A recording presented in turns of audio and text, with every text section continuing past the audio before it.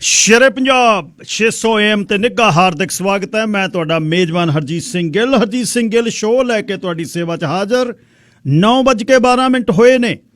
10 ਫਰਵਰੀ ਦਾ ਦਿਨ ਹੈ, ਵਰ੍ਹਾ 2021 ਦਾ ਬੁੱਧਵਾਰ ਹੈ। 29 ਮਾਘ ਨਾਨਕਸ਼ੇ ਸੰਮਤ 552। ਨਿੱਘਾ ਹਾਰਦਿਕ ਸਵਾਗਤ ਹੈ। ਅੱਜ ਦੇ ਹਰਜੀਤ ਸਿੰਘ ਗਿੱਲ ਸ਼ੋਅ ਦੇ ਵਿੱਚ ਪਹਿਲੇ ਹਿੱਸੇ ਦੇ ਵਿੱਚ ਦੇਸ਼ ਪੰਜਾਬ ਦੇ ਝਰੋਖੇ ਚੋਂ ਨਵਕਿਨ ਸਿੰਘ ਪੱਤੀ ਸੇਖਵਾਂ ਬਰਨਾਲੇ ਤੋਂ ਨਾਲ ਨੇ। ਗੱਲਬਾਤ ਚੱਲੇਗੀ ਕੀ ਹੋ ਰਿਹਾ, ਸੰਘਰਸ਼ 'ਚ ਕੀ ਹੋ ਰਿਹਾ, ਪੰਜਾਬ 'ਚ ਕੀ ਹੋ ਰਿਹਾ, ਭਾਰਤ 'ਚ ਕੀ ਹੋ ਰਿਹਾ, ਨਵੇਂ ਜਿਹੜੇ ਹੋਰ ਕਿਹੜੇ ਪੈਂਤੜੇ ਦਿੱਤੇ ਨੇ ਕਿਸਾਨ ਸੰਘਰਸ਼ ਮੋਰਚੇ ਨੇ। ਉਸ ਤੋਂ ਬਾਅਦ ਦੂਸਰੇ ਹਿੱਸੇ ਦੇ ਵਿੱਚ ਕਈ ਖਾਸ ਖਬਰਾਂ ਨੇ, ਉਹ ਤੁਹਾਡੇ ਨਾਲ ਮੈਂ ਸਾਂਝੀਆਂ ਕਰਨੀਆਂ ਦੁਨੀਆ ਦੀਆਂ, ਪਿਛਲੇ ਦਿਨਾਂ ਦੀਆਂ, ਅਗਲੇ ਦਿਨਾਂ, ਪਿਛਲੇ 2-3 ਦਿਨਾਂ ਦੀਆਂ, ਆਉਣ ਵਾਲੇ ਦਿਨਾਂ ਦੀਆਂ ਵੀ ਗੱਲ ਕਰਾਂਗੇ। ਤੁਸੀਂ ਹੋਣਾ ਨਾਲ 604 204 0600 ਤੇ 6042040600। ਜੇ ਗੱਲ ਕਰਕੇ ਨਹੀਂ ਦੱਸਣਾ ਤਾਂ ਫਿਰ WhatsApp ਤੇ ਲਿਖ ਕੇ ਭੇਜ ਦਿਓ 778 222 0600 778220600। ਸਭਾ ਤਮਾਰੀਆਂ ਤਨੀਨ 06000। KRPA ਸ਼ੇਰੇ ਪੰਜਾਬ radio.ca ਤੇ ਤੁਸੀਂ ਸਿੱਧਾ ਪ੍ਰੋਗਰਾਮ ਸੁਣ ਰਹੇ ਹੋ। ਤੇ ਰਹਿ ਜੇ ਤਾਂ ਹੀਲਾ ਹਾਲੇ ਤਾਂ ਕੋਈ ਨਹੀਂ, ਪਰ ਹੋ ਜਾਊਗਾ ਛੇਤੀ। ਹੁਣ ਤਾਂ ਮੈਂ ਕਹਿੰਦਾ ਨਹੀਂ ਕਦ ਹੋਊਗਾ ਹੀਲਾ, ਰੱਬੇ ਜਾਣੇ। ਪਰ 604 204 0600 ਇਹ ਆਉਣੇ ਨੰਬਰ ਹੈ। 604 729 1224 604 729 1224। ਇੱਥੇ ਤੁਸੀਂ ਆ ਕੇ ਮੈਨੂੰ WhatsApp ਜਾਂ ਟੈਕਸਟ ਕਰ ਸਕਦੇ ਹੋ, ਤੁਹਾਡੇ ਨਾਲ ਮੈਂ ਗੱਲਬਾਤ ਕਰ ਸਕਦਾ। ਸੱਜਰੇ ਫੁੱਲਾਂ ਦੀਆਂ ਮਹਿਕਾਂ ਵਰਗੇ ਤੇਰੇ ਬੋਲ ਮੁਹੱਬਤਾਂ ਵਰਗੇ। ਸੱਜਰੇ ਫੁੱਲ ਦੀਆਂ ਮਹਿਕਾਂ ਵਰਗੇ ਤੇਰੇ ਬੋਲ ਮੁਹੱਬਤਾਂ ਵਰਗੇ। ਕੁਝ ਦਿਲ ਹੀਰੇ, ਕੁਝ ਦਿਲ ਮੋਤੀ, ਕੁਝ ਦਿਲ ਖਾਰੇ ਹੰਝੂਆਂ ਵਰਗੇ। ਵਿਛੜ ਗਈਆਂ ਜਿਨ੍ਹਾਂ ਤੋਂ ਰੂਹਾਂ ਉਹ ਤਨ ਹੋ ਗਏ ਕਬਰਾਂ ਵਰਗੇ। ਸਾਡਾ ਦਿਲ ਕੱਖਾਂ ਦੀ ਕੁੱਲੀ, ਉਹਦੇ ਬੋਲ ਨੇ ਚਿਣਗਾਂ ਵਰਗੇ। ਜਦ ਜੀ ਚਾਹੇ ਪਰਖ ਲਈ ਤੂੰ ਸਾਡੇ ਜੇਰੇ ਵਿਰਖਾਂ ਵਰਗੇ। ਧੁੱਪ ਸਹਿ ਕੇ ਛਾਵਾਂ ਵੰਡਦੇ ਰੁੱਖ ਵੀ ਸੱਜਣਾ ਮਿੱਤਰਾਂ ਅਰਗੇ। ਕੁਝ ਅਹਿਸਾਸ ਨੇ ਸ਼ੇਰ ਗਜ਼ਲ ਦੇ, ਕੁਝ ਅਣਲਿਖੀਆਂ ਸਤਰਾਂ ਵਰਗੇ। ਕੁਝ ਅਹਿਸਾਸ ਨੇ ਸ਼ੇਰ ਗਜ਼ਲ ਦੇ, ਕੁਝ ਅਣਲਿਖੀਆਂ ਸਤਰਾਂ ਵਰਗੇ। ਸੁਖਵਿੰਦਰ ਅੰਮ੍ਰਿਤ ਲਿਖਦੀ ਹੈ। ਸਾਰਿਆਂ ਦਾ ਧੰਨਵਾਦ ਫੇਰ ਸ਼ੇਰੇ ਪੰਜਾਬ ਤੇ ਇਹ ਤੁਹਾਡਾ ਆਪਣਾ ਰੇਡੀਓ ਸਟੇਸ਼ਨ ਤੁਹਾਡੇ ਲਈ ਇਹ ਨਾਂ ਪਿਛਲੇ 21 ਵਰ੍ਹਿਆਂ ਤੋਂ ਖੜਕਦਾ ਹੈ। ਧੰਨਵਾਦ ਤੁਹਾਡਾ ਸਾਰਿਆਂ ਦਾ, ਜਿੰਨੇ ਤੁਸੀਂ ਨਾਲ ਰਹਿੰਦੇ ਹੋ। ਤੇ ਹੱਕ, ਸੱਚ ਤੇ ਇਨਸਾਫ ਦੀ ਗੱਲ ਇਸ ਮੰਚ ਤੋਂ ਹੁੰਦੀ ਰਹੇ, ਇਹੀ ਅਰਦਾਸ ਹੈ ਸਤਿਗੁਰਾਂ ਦੇ ਅੱਗੇ। ਜਿਹੜੀ ਅਸੀਂ ਭੱਲ ਕਮਾਈ ਆ ਪਿਛਲੇ 20 ਵਰ੍ਹਿਆਂ ਤੋਂ, ਉਹ ਕਾਇਮ ਰਹੇ, ਸਿਰ ਤੇ ਹੱਥ ਰਹੇ ਸਾਹਿਬ ਦਾ। ਸਰ ਨਵਕਿਨ ਸਿੰਘ ਪੱਤੀ ਜੀ, ਸਵਾਗਤ, ਸਤਿ ਸ੍ਰੀ ਅਕਾਲ। ਸ਼ੁਕਰੀਆ ਗਿੱਲ ਸਾਹਿਬ, ਸਭ ਤੋਂ ਪਹਿਲਾਂ ਤੁਹਾਨੂੰ ਤੇ ਸ਼ੇਰੇ ਪੰਜਾਬ ਰੇਡੀਓ ਦੇ ਸਾਰੇ ਸਰੋਤਿਆਂ ਨੂੰ ਪਿਆਰ ਭਰੀ ਸਤਿ ਸ੍ਰੀ ਅਕਾਲ। ਗਿੱਲ ਸਾਹਿਬ, ਅੱਛਾ, ਪਹਿਲਾਂ ਸੰਯੁਕਤ ਮੋਰਚੇ ਤੋਂ ਦਿੱਲੀੋਂ ਚੱਲਦੇ ਆ ਪੰਜਾਬ ਨੂੰ। ਪਹਿਲਾਂ ਦਿੱਲੀ ਤੋਂ ਉੱਤਰ ਕੇ ਸਾਨੂੰ ਪੰਜਾਬ ਨੂੰ ਹੀ ਆਉਣਾ ਔਖਾ ਹੈ, ਇੱਥੋਂ ਆਉਣਾ ਬਹੁਤ ਸੌਖਾ 20 ਘੰਟੇ 'ਚ। ਦਿੱਲੀ ਦੇ ਜਿਹੜਾ ਸੰਯੁਕਤ ਕਿਸਾਨ ਮੋਰਚਾ ਦੀ ਦੇ ਪ੍ਰੈਸ ਨੋਟ ਕੀਤਾ ਜੀ, ਉਹਦੇ ਬਾਰੇ ਦੱਸਿਓ ਪਹਿਲਾਂ ਤਾਂ। ਜੀ ਗਿੱਲ ਸਾਹਿਬ, ਅੱਜ ਸੰਯੁਕਤ ਕਿਸਾਨ ਮੋਰਚੇ ਦੀ ਇੱਕ ਲੰਬੀ ਚੌੜੀ ਮੀਟਿੰਗ ਹੋਈ। ਉਸ ਮੀਟਿੰਗ ਦੇ ਵਿੱਚ ਕੁਝ ਫੈਸਲੇ ਲਏ ਗਏ। ਪਹਿਲਾਂ ਸੰਯੁਕਤ ਕਿਸਾਨ ਮੋਰਚੇ ਦੇ ਵੱਲੋਂ ਪੱਤਰਕਾਰਾਂ ਨੂੰ ਇਹ ਵੀ ਸੱਦਾ ਦਿੱਤਾ ਗਿਆ ਸੀ ਕਿ 6 ਵਜੇ ਪ੍ਰੈਸ ਕਾਨਫਰੰਸ ਹੋਵੇਗੀ, ਪਰ ਮੀਟਿੰਗ ਲੰਬੀ ਚੱਲ ਗਈ, ਜਿਸ ਤੋਂ ਬਾਅਦ ਸਿਰਫ ਪ੍ਰੈਸ ਨੋਟ ਹੀ ਜਾਰੀ ਕੀਤਾ ਗਿਆ। ਔਰ ਉਹਦੇ ਤਹਿਤ ਉਸ ਤੋਂ ਬਾਅਦ ਡਾਕਟਰ ਦਰਸ਼ਨਪਾਲ ਨੇ ਵੀਡੀਓ ਬਣਾ ਕੇ ਵੀ ਸ਼ੇਅਰ ਕੀਤੀ ਹੈ। ਉਹਦੇ ਵਿੱਚ ਉਹਨਾਂ ਨੇ 4-5 ਚੀਜ਼ਾਂ ਨੇ ਜਿਹੜੀਆਂ ਆਉਣ ਵਾਲੇ ਦਿਨਾਂ ਦੇ ਵਿੱਚ ਮਿਸੀਆਂ ਨੇ। ਇੱਕ ਤਾਂ ਭਲਕੇ ਜਗਰਾਵਾਂ ਦੇ ਵਿੱਚ ਆਪਣੇ ਪੰਜਾਬ ਦੀ ਮਹਾ ਰੈਲੀ ਹੋਣ ਜਾ ਰਹੀ ਹੈ, ਜਿਵੇਂ ਰਾਜਸਥਾਨ, ਹਰਿਆਣਾ, ਉੱਤਰ ਪ੍ਰਦੇਸ਼ ਦੇ ਵਿੱਚ ਮਹਾ ਪੰਚਾਇਤਾਂ ਹੋਈਆਂ, ਉਸੇ ਤਰੀਕੇ ਦੀ ਮਹਾ ਪੰਚਾਇਤ ਦੀ ਤਰਜ਼ ਦੇ ਉੱਤੇ ਮਹਾ ਰੈਲੀ ਜਗਰਾਉਂ ਵਿੱਚ ਹੋਵੇਗੀ। ਉਸ ਤੋਂ ਬਾਅਦ 12 ਫਰਵਰੀ ਤੋਂ ਗਿੱਲ ਸਾਹਿਬ ਐਲਾਨ ਕੀਤਾ ਗਿਆ ਕਿ ਜਿਸ ਤਰੀਕੇ ਨਾਲ ਪੰਜਾਬ ਤੇ ਹਰਿਆਣਾ ਦੇ ਵਿੱਚ ਟੋਲ ਪਲਾਜ਼ੇ ਫ੍ਰੀ ਕੀਤੇ ਗਏ ਨੇ। ਅੱਜ ਪ੍ਰਧਾਨ ਮੰਤਰੀ ਜੀ ਸੰਸਦ ਦੇ ਵਿੱਚ, ਜੇ ਕਿਸੇ ਸਰੋਤੇ ਨੇ ਸੁਣਿਆ ਹੋਵੇ, ਲੋਕ ਸਭਾ ਦੇ ਵਿੱਚ ਖੜ ਕੇ ਬੋਲ ਵੀ ਰਹੇ ਸੀ ਟੋਲ ਪਲਾਜ਼ਿਆਂ ਦੇ ਉੱਤੇ। ਔਰ ਟੋਲ ਪਲਾਜ਼ੇ ਜਿਸ ਤਰੀਕੇ ਦੇ ਨਾਲ ਪੰਜਾਬ ਹਰਿਆਣਾ 'ਚ ਫ੍ਰੀ ਕੀਤੇ ਗਏ ਨੇ, 12 ਫਰਵਰੀ ਤੋਂ ਸੰਯੁਕਤ ਕਿਸਾਨ ਮੋਰਚੇ ਨੇ ਫੈਸਲਾ ਲਿਆ ਕਿ ਰਾਜਸਥਾਨ ਦੇ ਵਿੱਚ ਵੀ ਹੁਣ ਫ੍ਰੀ ਕਰਾਂਗੇ। ਤੀਜਾ ਸੂਬਾ ਹੋਵੇਗਾ ਰਾਜਸਥਾਨ, ਜਿੱਥੇ ਟੋਲ ਪਲਾਜ਼ੇ ਫ੍ਰੀ ਹੋ ਜਾਣਗੇ। ਉਸ ਤੋਂ ਬਾਅਦ 14 ਫਰਵਰੀ ਨੂੰ ਕਿਸਾਨ ਜਵਾਨ ਦਿਵਸ ਮਨਾਇਆ ਜਾਊਗਾ। 14 ਫਰਵਰੀ ਨੂੰ ਪੁਲਵਾਮਾ ਦੇ ਵਿੱਚ ਜਿਹੜਾ ਹਮਲਾ ਹੋਇਆ ਸੀਗਾ ਉਹ ਕਿਉਂ ਹੋਇਆ, ਕਿਵੇਂ ਹੋਇਆ। ਪਿਛਲੇ ਦਿਨਾਂ ਦੇ ਵਿੱਚ ਉਹਦੀ ਕਾਫੀ ਚਰਚਾ ਵੀ ਚੱਲਦੀ ਸੀ ਅਰਨਬ ਗੋਸਵਾਮੀ ਦੇ ਨਾਲ ਜੋੜ ਕੇ। ਤਾਂ 14 ਫਰਵਰੀ ਨੂੰ ਪੁਲਵਾਮਾ ਹਮਲੇ ਦੇ ਵਿੱਚ ਸ਼ਹੀਦ ਹੋਏ ਜਵਾਨਾਂ ਦੀ ਕੁਰਬਾਨੀ ਨੂੰ ਤੇ ਇੱਥੋਂ ਦੇ ਜਿਹੜੇ ਕਿਸਾਨ ਨੇ ਉਹਨਾਂ ਦੀ ਕੁਰਬਾਨੀ ਨੂੰ ਯਾਦ ਕਰਦਿਆਂ ਦੇਸ਼ ਭਰ ਦੇ ਵਿੱਚ ਕੈਂਡਲ ਮਾਰਚ, ਮਸ਼ਾਲ ਮਾਰਚ ਤੇ ਹੋਰ ਪ੍ਰੋਗਰਾਮ ਪੂਰੇ ਦੇਸ਼ ਦੇ ਵਿੱਚ ਆਯੋਜਿਤ ਕੀਤੇ ਜਾਣਗੇ। ਇਸ ਤੋਂ ਇਲਾਵਾ 16 ਫਰਵਰੀ ਨੂੰ ਕਿਸਾਨ ਸਰ ਛੋਟੂ ਰਾਮ ਦੇ ਜਨਮ ਦਿਹਾੜੇ ਦੇ ਉੱਤੇ ਦੇਸ਼ ਭਰ 'ਚ ਇਕਜੁੱਟਤਾ ਦਿਖਾਉਣਗੇ। ਸਰ ਛੋਟੂ ਰਾਮ ਉਹ ਵਿਅਕਤੀ ਹੋਇਆ ਜਿਹੜਾ ਕਿਸਾਨੀ ਦੇ ਲਈ, ਖੇਤੀ ਮਸਲਿਆਂ ਦੇ ਲਈ ਜੱਦੋ-ਜਹਿਦ ਕਰਦਾ ਰਿਹਾ। ਉਸ ਤੋਂ ਬਾਅਦ ਜਿਹੜਾ ਅਗਲਾ ਸੱਦਾ ਦਿੱਤਾ ਗਿਆ ਉਹ 18 ਫਰਵਰੀ ਨੂੰ ਦੇਸ਼ ਭਰ ਦੇ ਵਿੱਚ ਦੁਪਹਿਰੇ 12 ਵਜੇ ਤੋਂ 4 ਵਜੇ ਤੱਕ ਰੇਲ ਰੋਕਣ ਦਾ ਐਲਾਨ ਕੀਤਾ ਗਿਆ ਗਾ। ਇਹ 2 ਮਹੀਨਿਆਂ 2.5 ਮਹੀਨਿਆਂ ਦੇ ਵਕਤ ਬਾਅਦ ਰੇਲਾਂ ਵਾਲੇ ਪਾਸੇ ਨੂੰ ਕਿਸਾਨ ਆ ਜਿਹੜੇ ਦੁਬਾਰੇ ਆਏ ਨੇ ਕਿ ਦੁਬਾਰੇ ਫਿਰ ਰੇਲ ਰੋਕਣ ਵਾਲੇ ਪਾਸੇ ਨੂੰ 4 ਘੰਟੇ ਦਾ ਚੱਕਾ ਜਾਮ ਰੇਲਾਂ ਦਾ ਜਿਹੜਾ ਉਹ 18 ਫਰਵਰੀ ਨੂੰ ਲਿਖਿਆ ਗਿਆ ਗਾ। ਲਗਭਗ ਇੱਕ ਹਫ਼ਤੇ ਦੀ ਯੋਜਨਾ ਜਿਹੜੀ ਕਿਸਾਨ ਆਗੂਆਂ ਨੇ ਅੱਜ ਦੱਸੀ ਆ। ਉਸ ਤੋਂ ਬਾਅਦ ਅਗਲਾ ਪ੍ਰੋਗਰਾਮ ਆਉਣ ਵਾਲੇ ਹਫ਼ਤੇ ਦੇ ਵਿੱਚ ਲਿਖਿਆ ਜਾਊਗਾ। ਸਾਹਿਬ ਅੱਛਾ, ਇਹ ਦੱਸਿਓ ਕਿ ਨੌਦੀਪ ਜਿਹੜੀ ਕੁੜੀ ਬਾਰੇ ਹੁਣ ਜਿਹੜਾ ਇਹ ਤਸ਼ੱਦਦ ਹੈ ਉਹ ਮੁਸ਼ਕਲ ਦੀ ਜਿਹੜੀ ਘੜੀ ਉਹ ਤਾਂ ਖੈਰ ਆ ਕੇ ਬਾਹਰ ਦੱਸੇਗੀ ਕਿਹਨੇ ਕੀ ਕੀਤਾ, ਪਰ ਉਹਦੇ ਲਈ ਜਿਆਦਾ ਮੀਨਾ ਹੈਰਿਸ ਨੇ ਜਿਹੜੀ ਭਤੀਜੀ ਆ ਕਮੈਲਾ ਹੈਰਿਸ ਦੀ ਉਹ ਬਹੁਤ ਚੁੱਭਦੀ ਹੈ। ਹੁਣ ਉਹਨੇ ਬੋਲਿਆ, ਉਹਦੇ ਬਾਅਦ ਤਨਮਨਦੀਪ ਹੋਣੀ ਵੀ ਇੰਗਲੈਂਡ ਵਾਲੇ ਉਹਦੇ ਹੱਕ 'ਚ ਆ ਗਏ ਤੇ ਇਸ ਮੋਰਚੇ ਦੇ ਸਟੇਜ ਤੋਂ ਉਸ ਦੇ ਬਾਰੇ ਕੁਝ ਬੋਲਿਆ ਜਾ ਰਿਹਾ ਜੀ। ਜੀ ਗੱਲ ਸਾਹਿਬ, ਦੇਖੋ ਜਿਹੜਾ ਨੌਦੀਪ ਕੌਰ ਦਾ ਮਸਲਾ ਹੈਗਾ ਕਾਫੀ ਚਰਚਾ ਦਾ ਵਿਸ਼ਾ ਬਣਿਆ ਹੋਇਆ। ਦਲਿਤ ਔਰਤ, ਦਲਿਤ ਕੁੜੀ ਹੈਗੀ ਜਿਹੜੀ ਪੜ੍ਹਨਾ ਚਾਹੁੰਦੀ ਹੈ। ਉਹਦੀ ਭੈਣ PhD ਕਰ ਰਹੀ ਹੈ। ਮਜ਼ਦੂਰ ਦਲਿਤ ਪਰਿਵਾਰ, ਆਪਾਂ ਗੱਲ ਕੀਤੀ ਸੀ ਪੰਜਾਬ ਦੇ ਮੁਕਤਸਰ ਜ਼ਿਲ੍ਹੇ ਦੇ ਪਿੰਡ ਗੰਦੜ ਨੂੰ ਬਿਲੋਂਗ ਕਰਦਾ ਹੈ ਪਰਿਵਾਰ। ਪਰ ਨੌਦੀਪ ਕੌਰ ਕਿਸਾਨ ਸੰਘਰਸ਼ ਦੇ ਵਿੱਚ ਸ਼ਾਮਲ ਸੀਗੀ। 12 ਜਨਵਰੀ ਨੂੰ ਕਿਸਾਨ ਸੰਘਰਸ਼ ਦੇ ਵਿੱਚੋਂ ਹੀ ਅਰੈਸਟ ਆ ਜਿਹੜਾ ਪੁਲਿਸ ਕਰਕੇ ਲੈ ਗਈ ਸੀ, ਕਿਉਂਕਿ ਉੱਥੇ ਫੈਕਟਰੀ ਵਾਲਿਆਂ ਦਾ ਮਸਲਾ ਗਾ ਜਿਹੜਾ ਉਹ ਨਜਿੱਠ ਰਹੇ ਸੀ। ਕਿਸਾਨ ਆਗੂ ਉਸ ਵਕਤ ਕੁਝ ਹਾਜ਼ਰ ਦੱਸੇ ਜਾ ਰਹੇ ਸੀ। ਤਾਂ ਨੌਦੀਪ ਕੌਰ ਦੇ ਮਸਲੇ ਦੇ ਉੱਤੇ ਜਿਵੇਂ ਕਮਲਾ ਹੈਰਿਸ ਦੀ ਭਤੀਜੀ ਮੀਨਾ ਹੈਰਿਸ ਬੋਲੀ, ਉਸੇ ਤਰੀਕੇ ਦੇ ਨਾਲ ਹੁਣ ਹਰਮਨਜੀਤ ਸਿੰਘ ਜੀ ਢੇਸੀ ਜਿਹੜੇ ਇੰਗਲੈਂਡ ਦੇ ਮੈਂਬਰ ਪਾਰਲੀਮੈਂਟ ਨੇ ਉਹ ਬੋਲੇ ਨੇ। ਉਹਨਾਂ ਨੇ ਟਵੀਟ ਕੀਤਾ, ਟਵੀਟ ਕਰਕੇ ਕਿਹਾ ਕਿ ਇਸ ਘਟਨਾ ਨਾਲ ਜਮਹੂਰੀ ਪ੍ਰਣਾਲੀ ਨੂੰ ਢਾਹ ਵੱਜੀ ਹੈ। ਉਹਨਾਂ ਕਿਹਾ ਕਿ ਸਮਾਂ ਆ ਗਿਆ ਹੈ ਕਿ ਨੌਦੀਪ ਕੌਰ ਨੂੰ ਪੁਲਿਸ ਹਿਰਾਸਤ ਵਿੱਚ ਰੱਖ ਕੇ ਉਸ ਤੇ ਕੀਤੇ ਜਿਸਮਾਨੀ ਤਸ਼ੱਦਦ ਨੂੰ ਪਛਾਣੀਏ। ਉਹਨਾਂ ਨੇ ਇਸ ਗੱਲ ਦੇ ਉੱਤੇ ਗੁੱਸਾ ਜ਼ਾਹਰ ਕੀਤਾ ਕਿ 4 ਹਫ਼ਤਿਆਂ ਬਾਅਦ ਵੀ ਇਸ ਕੁੜੀ ਨੂੰ ਜ਼ਮਾਨਤ ਨਹੀਂ ਮਿਲੀ। ਉਹਨਾਂ ਕਿਹਾ ਕਿ ਸ਼ਾਂਤਮਈ ਢੰਗ ਨਾਲ ਪ੍ਰਦਰਸ਼ਨ ਕਰਨ ਵਾਲੇ ਕਿਸਾਨਾਂ ਤੇ ਮਜ਼ਦੂਰਾਂ ਦੇ ਨਾਲ ਅਜਿਹਾ ਵਿਵਹਾਰ ਹੈਗਾ ਜਿਹੜਾ ਉਹ ਨਿੰਦਣਯੋਗ ਹੈਗਾ। ਬਾਕੀ ਜਲ ਸਾਹਿਬ, ਜਿਵੇਂ ਤੁਸੀਂ ਗੱਲ ਕੀਤੀ ਹੈ, ਮੇਨ ਸਟੇਜ ਤੋਂ ਸਿੰਘੂ ਬਾਰਡਰ ਦੀ ਤੋਂ ਨੌਦੀਪ ਕੌਰ ਦੇ ਪੱਖ ਦੇ ਵਿੱਚ ਬੋਲਿਆ ਤਾਂ ਜਾ ਰਿਹਾ ਹੈ। ਇਸ ਤਰੀਕੇ ਦੇ ਨਾਲ ਬਾਕੀ ਜਿਹੜੇ ਜੇਲ੍ਹ ਦੇ ਵਿੱਚ ਬੰਦ ਨੌਜਵਾਨ ਨੇ ਉਹਨਾਂ ਦੀ ਰਿਹਾਈ ਦੀ ਮੰਗ ਕੀਤੀ ਜਾ ਰਹੀ ਹੈ। ਉਸੇ ਤਰੀਕੇ ਦੇ ਨਾਲ ਨੌਦੀਪ ਕੌਰ ਦੀ ਕੀਤੀ ਜਾ ਰਹੀ ਹੈ। ਪਰ ਨੌਦੀਪ ਕੌਰ ਦਾ ਮਸਲਾ ਹੁਣ ਅੰਤਰਰਾਸ਼ਟਰੀ ਪੱਧਰ ਦੇ ਉੱਤੇ ਚਰਚਾ ਦਾ ਵਿਸ਼ਾ ਬਣਿਆ ਹੋਇਆ। ਮੀਨਾ ਹੈਰਿਸ ਤੋਂ ਬਾਅਦ, ਕਰਮਜੀਤ ਸਿੰਘ ਜੀ ਢੇਸੀ ਤੋਂ ਬਾਅਦ, ਇਸ ਤੋਂ ਪਹਿਲਾਂ ਇੰਗਲੈਂਡ ਦੇ ਵਿੱਚ ਵੀ ਜਿਹੜੇ ਹੋਰ ਵੀ ਪ੍ਰੋਟੈਸਟ ਹੋਏ ਨੇ। ਤੁਹਾਡੇ ਕੈਨੇਡਾ ਦੇ ਵਿੱਚ ਵੀ ਨੌਦੀਪ ਕੌਰ ਦੀ ਰਿਹਾਈ ਦੇ ਲਈ ਪ੍ਰੋਟੈਸਟ ਹੋਏ ਨੇ। ਤੋਂ ਪੰਜਾਬ ਦੇ ਵਿੱਚ ਸ਼ਹਿਰਾਂ 'ਚ ਕੈਂਡਲ ਮਾਰਚ ਹੋ ਰਹੇ ਨੇ, ਪਿੰਡਾਂ 'ਚ ਅਰਥੀਆਂ ਫੂਕੀਆਂ ਜਾ ਰਹੀਆਂ ਨੇ। ਲਗਾਤਾਰ ਪੂਰੇ ਭਾਰਤ ਦੇ ਵਿੱਚ ਨੌਦੀਪ ਕੌਰ ਦਾ ਮਸਲਾ ਚਰਚਾ ਦਾ ਵਿਸ਼ਾ ਬਣਿਆ ਹੋਇਆ। ਪਾਰਲੀਮੈਂਟ ਦੇ ਵਿੱਚ ਹਰਸਿਮਰਤ ਕੌਰ ਬਾਦਲ ਨੇ ਵੀ ਨੌਦੀਪ ਦਾ ਮਸਲਾ ਉਠਾਇਆ ਗਾ ਤੇ ਹੋਰ ਵੀ ਬਹੁਤ ਸਾਰੇ ਮੈਂਬਰ ਪਾਰਲੀਮੈਂਟਾਂ ਨੇ ਮਸਲਾ ਗਾ ਜਿਹੜਾ ਉਹ ਉਠਾਇਆ ਗਾ। ਕੀ ਗੱਲ ਸਾਹਿਬ? ਅੱਛਾ, ਦੀਪ ਸਿੱਧੂ ਦੀ ਗ੍ਰਿਫਤਾਰੀ ਜਾਂ ਆਤਮ ਸਮਰਪਣ ਦੋਨੇ ਚੀਜ਼ਾਂ ਨੇ। ਗੁਰੂ ਰਾਮਦਾਸ ਪਾਤਸ਼ਾਹ ਦੇ ਦਰ ਤੇ ਨਤਮਸਤਕ ਹੋ ਕੇ ਦੀਪ ਸਿੱਧੂ ਚਾਹੇ ਗ੍ਰਿਫਤਾਰ ਕਹਿ ਲਓ, ਚਾਹੇ ਉਸਨੂੰ ਇਹ ਕਹਿ ਲਓ ਬਈ ਜਿਹੜਾ ਆਤਮ ਸਮਰਪਣ ਕੀਤਾ। ਉਹਦੇ ਸਹੁਰੇ ਰਾਂਚੀ ਨੇ, ਰਾਂਚੀ ਵੀ 40 ਤੋਂ 50 ਜਣਿਆਂ ਦੀ ਪੁਲਿਸ ਨੇ ਉਹਦੇ ਸਹੁਰਿਆਂ ਤੇ ਘਰ ਤੇ ਰੇਡ ਮਾਰੀ ਸੀ। ਅੱਛਾ, ਉਸ ਤੋਂ ਬਾਅਦ ਬੜਾ ਰਲਮਾ ਮਿਲਮਾ ਹੰਗਾਰਾ ਹੈ। ਕੁਝ ਕੁ ਲੋਕ ਜਿਹੜੇ ਮੋਰਚੇ ਦੇ ਨਾਲ ਤੇ ਜਥੇਬੰਦੀਆਂ ਨਾਲ ਨੇ ਉਹ ਇਸ ਨੂੰ ਚੰਗਾ, ਦੁਸ਼ਮਣ ਵੀ ਜਿਹੜਾ ਹੈ ਫੜਿਆ ਜਾਵੇ ਉਹਦੀ ਵੀ ਖੁਸ਼ੀ ਨਹੀਂ ਮਨਾਉਣੀ ਚਾਹੀਦੀ। ਇਹ ਤਾਂ ਆਪਣਾ ਬੰਦਾ ਪੰਜਾਬ ਦਾ ਰਹਿਣ ਵਾਲਾ ਤੇ ਉਹਨੂੰ ਫੜ ਲਿਆ ਕਈ ਖੁਸ਼ੀ ਮਨਾਉਂਦੇ ਨੇ। ਤੇ ਬਹੁਤ ਵੀਡੀਓਜ਼ ਇਹੋ ਜਿਹੀਆਂ ਨੇ ਜਿਹਦੇ 'ਚ ਮੁੰਡੇ ਗਰਮ ਬਹੁਤ ਨੇ। ਉਹ ਕਹਿੰਦੇ ਤੁਸੀਂ ਇਹ ਧਰੋਹ ਕੀਤਾ ਹੈ, ਉਹ ਕਿਸਾਨ ਮੋਰਚੇ ਨੂੰ ਚਿੰਬੜੇ ਹੋਏ ਨੇ।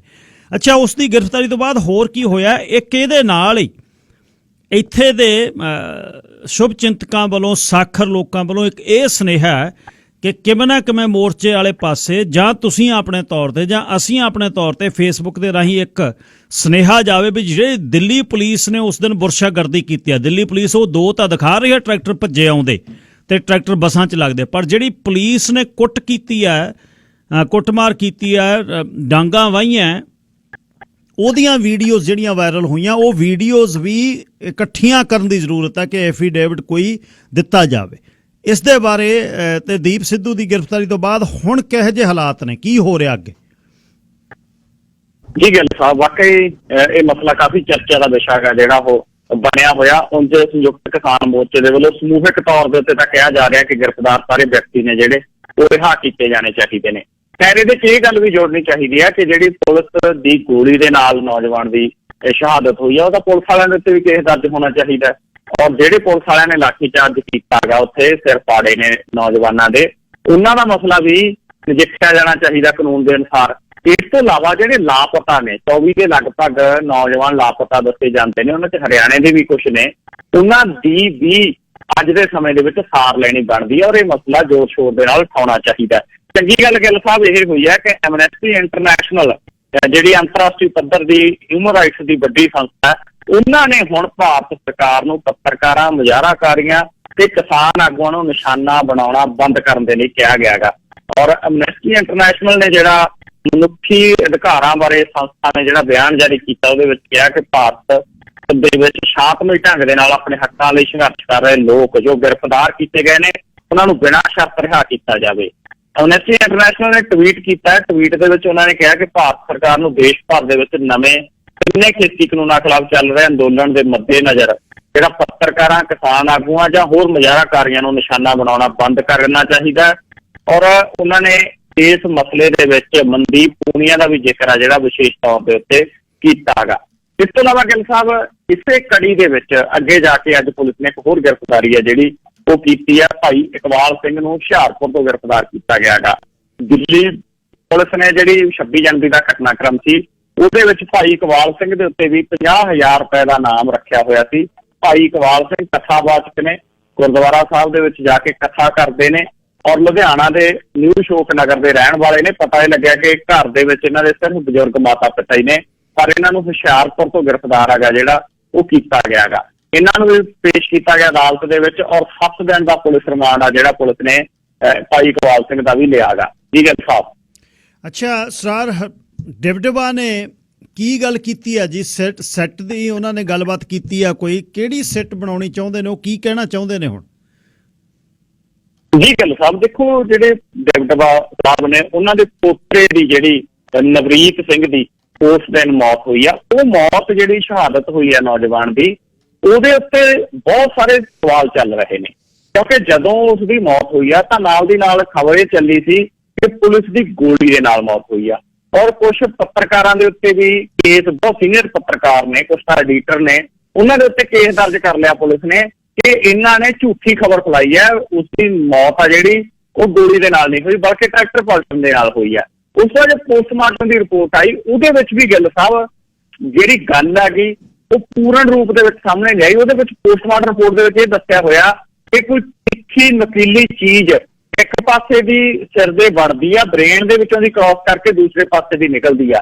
ਔਰ ਉਹਦੇ ਵਿੱਚ ਡਿਵਡਿਵਾ ਦੇ ਜਿਹੜੇ ਦਾਦਾ ਜੀ ਨੇ ਨਵਰੀਤ ਸਿੰਘ ਦੇ, ਉਹਨਾਂ ਨੇ ਕਿਹਾ ਗਾ ਕਿ ਇਹ ਜਿਹੜੀ ਚੀਜ਼ ਹੈ ਗੋਲੀ ਹੋ ਸਕਦੀ ਆ। ਔਰ ਉਹਨਾਂ ਨੂੰ ਖਦਸ਼ਾ ਹੈਗਾ ਕਿ ਉਹਨਾਂ ਦੇ ਨੌਜਵਾਨ ਪੋਤਰੇ ਦੀ ਸ਼ਹਾਦਤ ਆ ਜਿਹੜੀ ਉਹ ਪੁਲਿਸ ਦੀ ਗੋਲੀ ਨਾਲ ਹੋਈ ਆ, ਪਰ ਪੁਲਿਸ ਇਹ ਗੱਲ ਮੰਨ ਨਹੀਂ ਰਹੀ। ਤਾਂ ਹੁਣ ਉਹਨਾਂ ਨੇ ਦਿੱਲੀ ਹਾਈ ਕੋਰਟ ਦਾ ਦਰਵਾਜ਼ਾ ਗਾ ਜਿਹੜਾ ਉਹ ਖੜਕਾਇਆ ਗਾ ਔਰ ਇਹ ਮੰਗ ਕੀਤੀ ਹੈਗੀ ਕਿ ਉਹਨਾਂ ਦੇ 25 ਸਾਲਾ ਜਿਹੜੇ ਪੋਤਰੇ ਨੇ, ਉਸ ਦੀ ਮੌਤ ਦੀ ਜਾਂਚ ਆ ਜਿਹੜੀ ਸਪੈਸ਼ਲ ਇਨਵੈਸਟੀਗੇਸ਼ਨ ਟੀਮ ਤੋਂ ਅਦਾਲਤ ਦੀ ਨਿਗਰਾਨੀ ਹੇਠ ਕਰਵਾਈ ਜਾਵੇ। ਔਰ ਉਹਨਾਂ ਦੇ ਦਾਦਾ ਜਿਹੜੇ ਨੇ ਹਰਦੀਪ ਸਿੰਘ ਡਿਵਡਿਵਾ, ਉਹਨਾਂ ਦੀ ਤਰਫੋਂ ਦਿੱਲੀ ਹਾਈ ਕੋਰਟ ਦੇ ਵਿੱਚ ਇਹ ਪਟੀਸ਼ਨ ਦਾਇਰ ਕੀਤੀ ਗਈ ਹੈ। ਆਸਮੀਤ ਇਹੀ ਹੈ ਕਿ ਵੀਰਵਾਰ ਨੂੰ ਸੁਣਵਾਈ ਦੇ ਲਈ ਇਹ ਜਿਹੜੀ ਪਟੀਸ਼ਨ ਆ ਸੂਚੀਬੱਧ ਹੋ ਸਕਦੀ ਆ। ਜੀ ਗੱਲ ਸਾਹਿਬ, ਮੈਂ ਖਬਰਾਂ ਲੈ ਲਵਾਂ ਜੀ। ਖਬਰਾਂ ਤੋਂ ਬਾਅਦ ਹੁਣੇ ਹੀ ਬਸ 2 ਮਿੰਟਾਂ ਦੇ ਵਿੱਚ ਵਾਪਸ ਆਉਣਾ ਜੀ, ਹੁਣੇ। ਮੇਰੀ ਰੂਹ ਦੀਆਂ ਗੱਲਾਂ, ਬਾਲੀਵੁੱਡ ਦਾ ਹਾਲ ਪੰਜਾਬੀ ਮਿਊਜ਼ਿਕ ਨਾਲ ਪੇਚੇ ਤੇ ਪੰਜਾਬੀ ਜਗਤ ਦੀ ਹਸਤੀਆਂ ਨਾਲ ਮੁਲਾਕਾਤ only on Shere Punjab radio AM 600। Sherry Punjab News is brought to you by Mahindra Jewelers, jewelry that stays forever.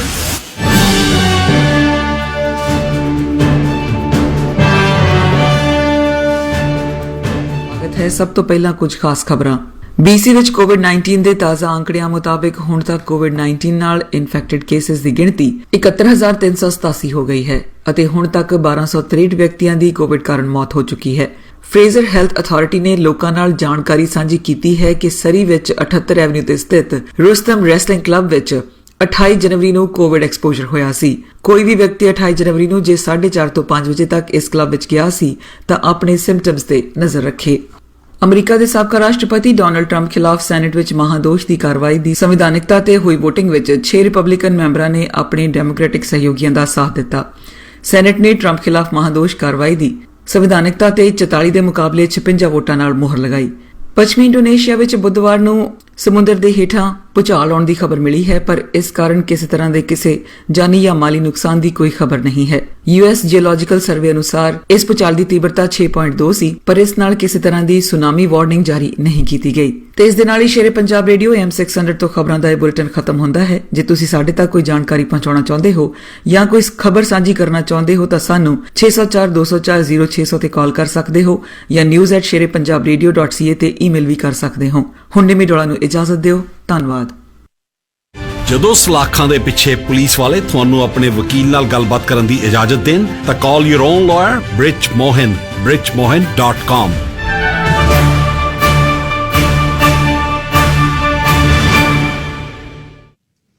ਖਬਰਾਂ ਤੁਸੀਂ ਹੁਣੇ ਨਿਮੀ ਡੋਲਾ ਜੀ ਤੋਂ ਸੁਣ ਕੇ ਹਟੇ ਹੋ। ਨਵਕਰਨ ਸਿੰਘ ਪੱਤੀ ਮੇਰੇ ਨਾਲ ਪੰਜਾਬ ਤੋਂ ਨੇ। ਗੱਲਬਾਤ ਚੱਲ ਰਹੀ ਹੈ ਪੰਜਾਬ ਦੀਆਂ ਖਬਰਾਂ ਤੇ ਭਾਰਤ ਦੀਆਂ ਖਬਰਾਂ। ਅੱਛਾ ਪੱਤੀ ਸਾਹਿਬ, ਹੁਣ ਇਹ ਦੱਸਿਓ ਕਿ ਰੇਲ ਰੋਕੋ ਦੀ ਜਿਹੜੀ ਗੱਲ ਚੱਲੀ ਹੈ ਉਹ ਕਿੰਨੇ ਘੰਟੇ ਰੋਕਣੀ ਹੈ, ਕਿਹੜੇ ਦਿਨ ਰੋਕਣੀ ਹੈ ਜੀ? ਜੀ ਗੱਲ ਸਾਹਿਬ, ਦੇਖੋ ਜਿਹੜੀ ਰੇਲਾਂ ਰੋਕਣੀਆਂ ਨੇ ਇਹ 18 ਫਰਵਰੀ ਨੂੰ ਰੋਕਣੀਆਂ 12 ਵਜੇ ਦੁਪਹਿਰ ਤੋਂ ਸ਼ਾਮ ਦੇ 4 ਵਜੇ ਤੱਕ 4 ਘੰਟੇ ਰੇਲਾਂ ਰੋਕਣੀਆਂ। ਇਹ ਸੱਦਾ ਪੂਰੇ ਭਾਰਤ ਦਾ ਔਰ ਇਹ ਜਿਵੇਂ ਚੱਕਾ ਜਾਮ ਹੋਇਆ ਪਿਛਲੇ ਦਿਨਾਂ ਦੇ ਵਿੱਚ, ਉਦੋਂ ਉੱਤਰ ਪ੍ਰਦੇਸ਼ ਤੇ ਉੱਤਰਾਖੰਡ ਨੂੰ ਰਕੇਸ਼ ਟਕੈਤ ਹੋਰਾਂ ਨੇ ਕਹਿਤਾ ਕਿ ਇੱਥੇ ਨਹੀਂ ਕਰਾਂਗੇ ਚੱਕਾ ਜਾਮ। ਉਹਨਾਂ ਨੇ ਕਿਹਾ ਸੀ ਕਿ ਇੱਥੇ ਕੋਈ ਗੜਬੜੀ ਫੈਲ ਸਕਦੀ ਆ। ਹੁਣ ਫੇਰ ਦੁਬਾਰੇ ਜਿਹੜਾ ਹਫ਼ਤੇ 10 ਦਿਨ ਬਾਅਦ ਪਰ ਤੋਲਣ ਦਾ ਸਵਾਲ ਹੈ ਕਿ ਕਿੰਨੇ ਕੁ ਸੂਬਿਆਂ ਦੇ ਵਿੱਚ ਕਿਸਾਨ ਆਧਾਰ ਜਿਹੜਾ ਉਹ ਵਧਿਆ, ਕਿਉਂਕਿ ਪਿਛਲੇ ਦਿਨਾਂ ਦੇ ਵਿੱਚ ਕਿਸਾਨ ਅਨੁਸਾਰ ਮੱਧ ਪ੍ਰਦੇਸ਼ ਦੇ ਵਿੱਚ, ਈਵਨ ਉੱਤਰਾਖੰਡ ਤੇ ਉੱਤਰ ਪ੍ਰਦੇਸ਼ ਦੇ ਵਿੱਚ ਵੀ ਬਹੁਤ ਸਮਾਂ ਤੇ ਚੱਕਾ ਜਾਮ ਹੋਇਆ। ਪੱਛਮੀ ਬੰਗਾਲ ਤੱਕ ਇਹਦੀ ਗੂੰਜ ਸੁਣਾਈ ਦਿੱਤੀ। ਤਾਂ ਹੁਣ ਜਿਹੜਾ ਇਹ 4 ਘੰਟੇ ਦਾ ਸੰਕੇਤਕ ਰੇਲ ਰੋਕੋ ਪ੍ਰੋਗਰਾਮ ਹੈ ਕਿਸਾਨ ਜਥੇਬੰਦੀਆਂ ਦਾ 18 ਫਰਵਰੀ ਦਾ, ਉਹ ਦੇਖਣਾ ਹੋਊਗਾ। ਪੰਜਾਬ ਤੇ ਹਰਿਆਣਾ ਦੇ ਵਿੱਚ ਤਾਂ ਮੁਕੰਮਲ ਬੰਦ ਗੱਲ ਸਾਹਿਬ ਹੋਣਾ ਹੀ ਹੋਣਾ ਹੈ, ਲੇਕਿਨ ਬਾਹਰਲੇ ਸੂਬਿਆਂ ਦੇ ਵਿੱਚ ਕਿੱਥੇ ਕਿੱਥੇ ਇਹਦੀ ਗੂੰਜ ਸੁਣਾਈ ਦਿੰਦੀ ਹੈ ਉਹਦੇ ਤੇ ਕਾਫੀ ਕੁਝ ਨਿਰਭਰ ਕਰਦਾ ਹੈ ਤੇ ਉਸੇ ਦੇ ਹਿਸਾਬ ਦੇ ਨਾਲ ਅਗਲਾ ਪ੍ਰੋਗਰਾਮ ਆ ਜਿਹੜਾ ਕਿਸਾਨ ਜਥੇਬੰਦੀਆਂ ਉਹ ਲਿਖ ਸਕਦੀਆਂ ਨੇ।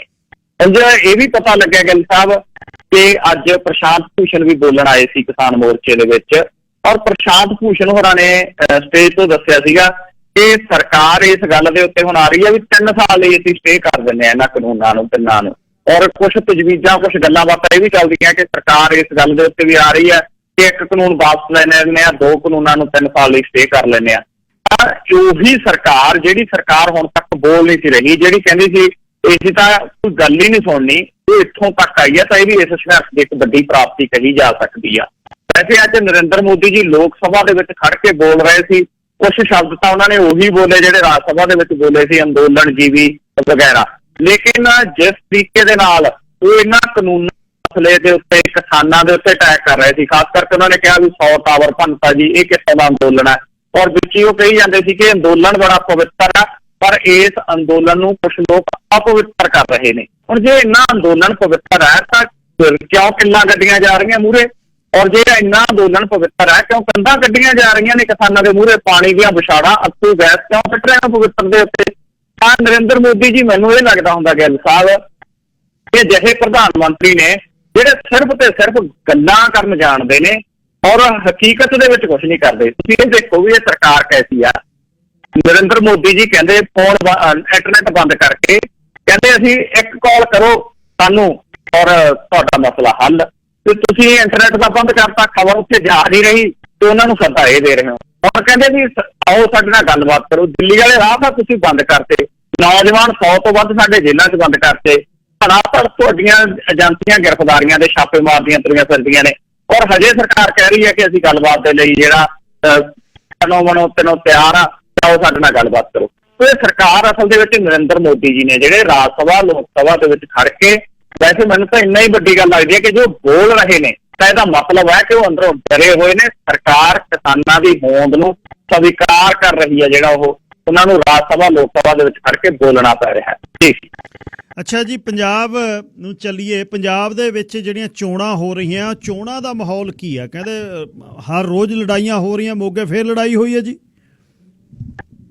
ਜੀ ਗੱਲ ਤਾਂ ਬਹੁਤ ਚੋਣਾਂ ਦਾ ਮਾਹੌਲ ਹੈਗਾ ਜਿਹੜਾ ਉਹ ਖਰਾਬ ਹੋਇਆ ਹੈ। ਸ਼ਹਿਰੀ ਚੋਣਾਂ ਦੇ ਵਿੱਚ ਲਗਾਤਾਰ ਘਟਨਾਵਾਂ ਵਾਪਰ ਰਹੀਆਂ ਨੇ। ਰਾਤ ਆਪਾਂ ਗੱਲ ਕੀਤੀ ਸੀ, ਇੱਕ ਕਤਲ ਹੋਇਆ ਔਰ ਜਿਹੜੇ ਵਿਅਕਤੀ ਜ਼ਖਮੀ ਸੀ ਉਹਦੀ ਵੀ ਮੌਤ ਆ ਜਿਹੜੀ ਉਹ DMC ਦੇ ਵਿੱਚ ਜਾ ਕੇ ਹੋ ਗਈ ਲੁਧਿਆਣੇ। 2 ਕਤਲ ਨੇ, ਜਾਣੀ ਕਿ 2 ਮੌਤਾਂ ਗੱਡੀ ਚੜਾਉਣ ਦੇ ਨਾਲ ਲੁਧਿਆਣੇ ਦੇ ਵਿੱਚ ਵੋਟਾਂ ਦੇ ਵਿੱਚ ਅਕਾਲੀਆਂ ਕਾਂਗਰਸੀਆਂ ਦੀ ਆਪਸੀ ਝੜਪ ਦੇ ਵਿੱਚ ਹੋਈਆਂ ਨੇ। ਅੱਜ ਫੇਰ ਜਿਹੜੀ ਆ ਉਹ ਝੜਪ ਹੋਈ ਹੈਗੀ ਆਦਮਪੁਰ ਦੇ ਵਿੱਚ, ਵਾਰਡ ਨੰਬਰ 7 ਦੇ ਵਿੱਚ ਅਕਾਲੀ ਸਮਰਥਕ ਉਮੀਦਵਾਰ ਦੇ ਪਤੀ ਦੇ ਉੱਤੇ ਹਮਲਾ ਹੋਇਆ ਦੱਸਿਆ ਜਾਂਦਾ ਔਰ ਪਤਾ ਲੱਗਿਆ ਹੈਗਾ ਕਿ ਹੱਥ ਵੱਢਿਆ ਗਿਆ ਹੈਗਾ ਔਰ ਕਈ ਸੱਟਾਂ ਸਿਰ ਵੀ ਵੱਜੀਆਂ ਨੇ। ਇਹ ਦੁਆਬੇ ਦੀ ਘਟਨਾ ਗੀ। ਇਸ ਤੋਂ ਇਲਾਵਾ ਪਿਛਲੇ ਦਿਨਾਂ 'ਚ ਜਲਾਲਾਬਾਦ ਦੇ ਵਿੱਚ ਜੋ ਹੋਇਆ, ਆਪਾਂ ਸਾਰਿਆਂ ਨੇ ਦੇਖਿਆ ਕਿ ਸੁਖਬੀਰ ਬਾਦਲ ਦੀ ਹਾਜ਼ਰੀ 'ਚ ਉੱਤੇ ਗੋਲੀਆਂ ਤੱਕ ਚੱਲੀਆਂ। ਤੋਂ ਥਾਂ ਦੇ ਉੱਤੇ ਇਹਨਾਂ ਚੋਣਾਂ ਦੇ ਵਿੱਚ ਮਾਹੌਲ ਭਖਿਆ ਹੋਇਆ ਗਾ। ਜਿਹੜੇ ਲੋਕ ਇਹ ਭੁੱਲ ਗਏ ਸੀ ਮੈਂ ਅਕਾਲੀ, ਮੈਂ ਕਾਂਗਰਸੀ, ਮੈਂ ਆਮ ਆਦਮੀ ਪਾਰਟੀ, ਮੈਂ ਬਸਪਾ, ਉਹ ਸਾਰੇ ਇਹੋ ਜਿਹੇ ਕਿਸਾਨ ਦੇਖਦੇ ਸੀ ਅੰਦੋਲਨ 'ਚ ਭਾਈਚਾਰਕ ਏਕਤਾ ਬਣੀ ਹੋਈ ਸੀ। ਇਹ ਚੋਣਾਂ ਦੇ ਵਿੱਚ ਆ ਕੇ ਉਹ ਮਾਹੌਲ ਦੁਬਾਰੇ ਫਿਰ ਖਰਾਬ ਆ ਗਿਆ ਜਿਹੜਾ ਉਹ ਹੋਇਆ ਗਾ। ਹੁਸ਼ਿਆਰਪੁਰ ਦੇ ਵਿੱਚ ਇੱਕ ਹੋਰ ਖਬਰ ਸਾਹਮਣੇ ਆ ਰਹੀ ਹੈ ਗਿੱਲ ਸਾਹਿਬ, ਤੇ ਉੱਥੇ ਹੋਰ ਵੀ ਮੰਦਭਾਗੀ ਘਟਨਾ ਇੱਕ ਵਾਪਰੀ ਹੈ। ਇੱਕ ਟਕਸਾਲੀ ਕਾਂਗਰਸੀ ਨੇ ਜ਼ਹਿਰੀਲੀ ਚੀਜ਼ ਵੀ ਨਿਕਲੀ ਹੈ। ਚੋਣਾਂ ਦਾ ਮਾਹੌਲ ਭਖਿਆ ਹੋਇਆ। ਚੋਣਾਂ ਦੇ ਮਾਹੌਲ ਦੇ ਵਿੱਚ ਸਭ ਅੱਛਾ ਹੈ ਦਾ ਸੰਕੇਤ ਪੰਜਾਬ ਦੇ ਸ਼ਹਿਰਾਂ 'ਚ ਨਹੀਂ ਮਿਲ ਰਿਹਾ ਜੀ। ਅੱਛਾ, ਇੱਕ ਬਹੁਤ ਹੀ ਜ਼ਿਆਦਾ ਜਿਹੜੀ ਮਾੜੀ ਖਬਰ ਚੌਂਕ ਮਹਿਤੇ ਤੋਂ ਪੜੀ ਆ, ਖੁਦਕੁਸ਼ੀ ਦਾ ਇੱਕ ਮਾਮਲਾ ਹੋਇਆ। ਇਹ ਕੀ ਹੈ ਜੀ?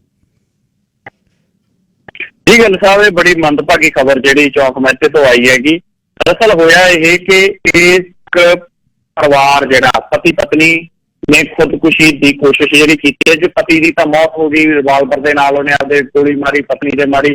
ਪਤਨੀ ਜ਼ਿੰਦਗੀ ਤੇ ਮੌਤ ਦੀ ਲੜਾਈ ICU ਦੇ ਵਿੱਚ ਲੜ ਰਹੀ ਆ।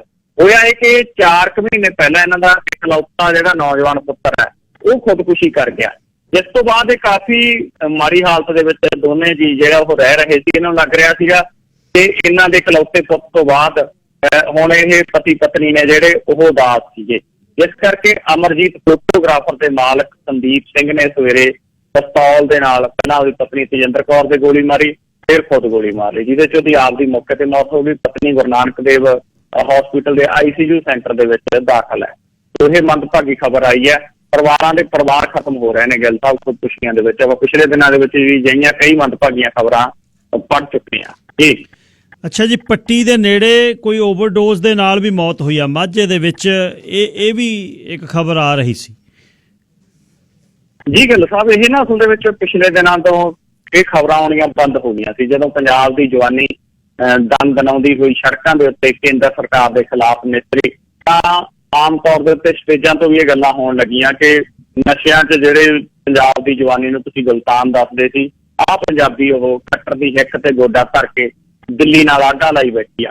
ਲੇਕਿਨ ਹੁਣ ਜਿਉਂ ਹੀ ਅੰਦੋਲਨ ਆ ਜਿਹੜਾ ਉਹ ਥੋੜਾ ਜਿਹਾ 20 ਜਨਵਰੀ ਤੋਂ ਬਾਅਦ ਮੱਠਾ ਪਿਆ, ਪਰ ਦੁਬਾਰੇ ਫੇਰ ਇਹ ਖਬਰਾਂ ਆਉਣੀਆਂ ਸ਼ੁਰੂ ਹੋ ਗਈਆਂ।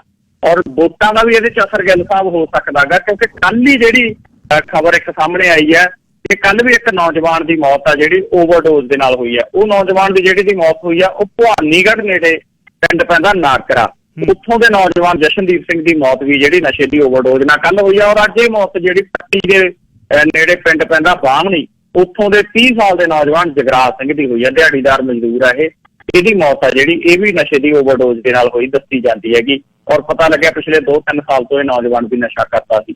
ਅਜੇ 2 ਦਿਨਾਂ ਦੇ ਵਿੱਚ ਨਸ਼ੇ ਦੀ ਓਵਰਡੋਜ਼ ਨਾਲ ਹੋਈਆਂ 2 ਮੌਤਾਂ ਸਾਹਮਣੇ ਆ ਸਕਦੀਆਂ ਨੇ, ਤਾਂ ਪੰਜਾਬ ਸਰਕਾਰ ਦੇ ਉੱਤੇ ਵੀ ਸਵਾਲ ਤਾਂ ਖੜਾ ਹੁੰਦਾ ਹੀ ਹੈ ਨਾ। ਕੈਪਟਨ ਅਮਰਿੰਦਰ ਸਿੰਘ ਜੀ ਨੇ ਵੀ ਗੁਟਕਾ ਸਾਲ ਤੇ ਹੱਥ ਰੱਖ ਕੇ ਪੰਜਾਬ 'ਚ ਸਹੁੰ ਖਾਧੀ ਸੀ ਕਿ 4 ਹਫ਼ਤਿਆਂ 'ਚ ਨਸ਼ਿਆਂ ਦਾ ਲੱਕ ਤੋੜ ਦੂੰਗਾ। ਤਾਂ ਇਹ ਜਿਹੀਆਂ ਖਬਰਾਂ ਸਾਹਮਣੇ ਆ ਰਹੀਆਂ ਨੇ, ਇਸ ਦੇ ਲਈ ਪੰਜਾਬ ਸਰਕਾਰ ਨੂੰ ਜਿਹੜੇ ਚੱਕਣੇ ਨੇ ਜਿਹੜੇ ਲਈ ਵੱਡੇ ਅਫਸਰ ਨੇ ਉਹ ਫੜੇ ਜਾ ਸਕਣ ਜੀ।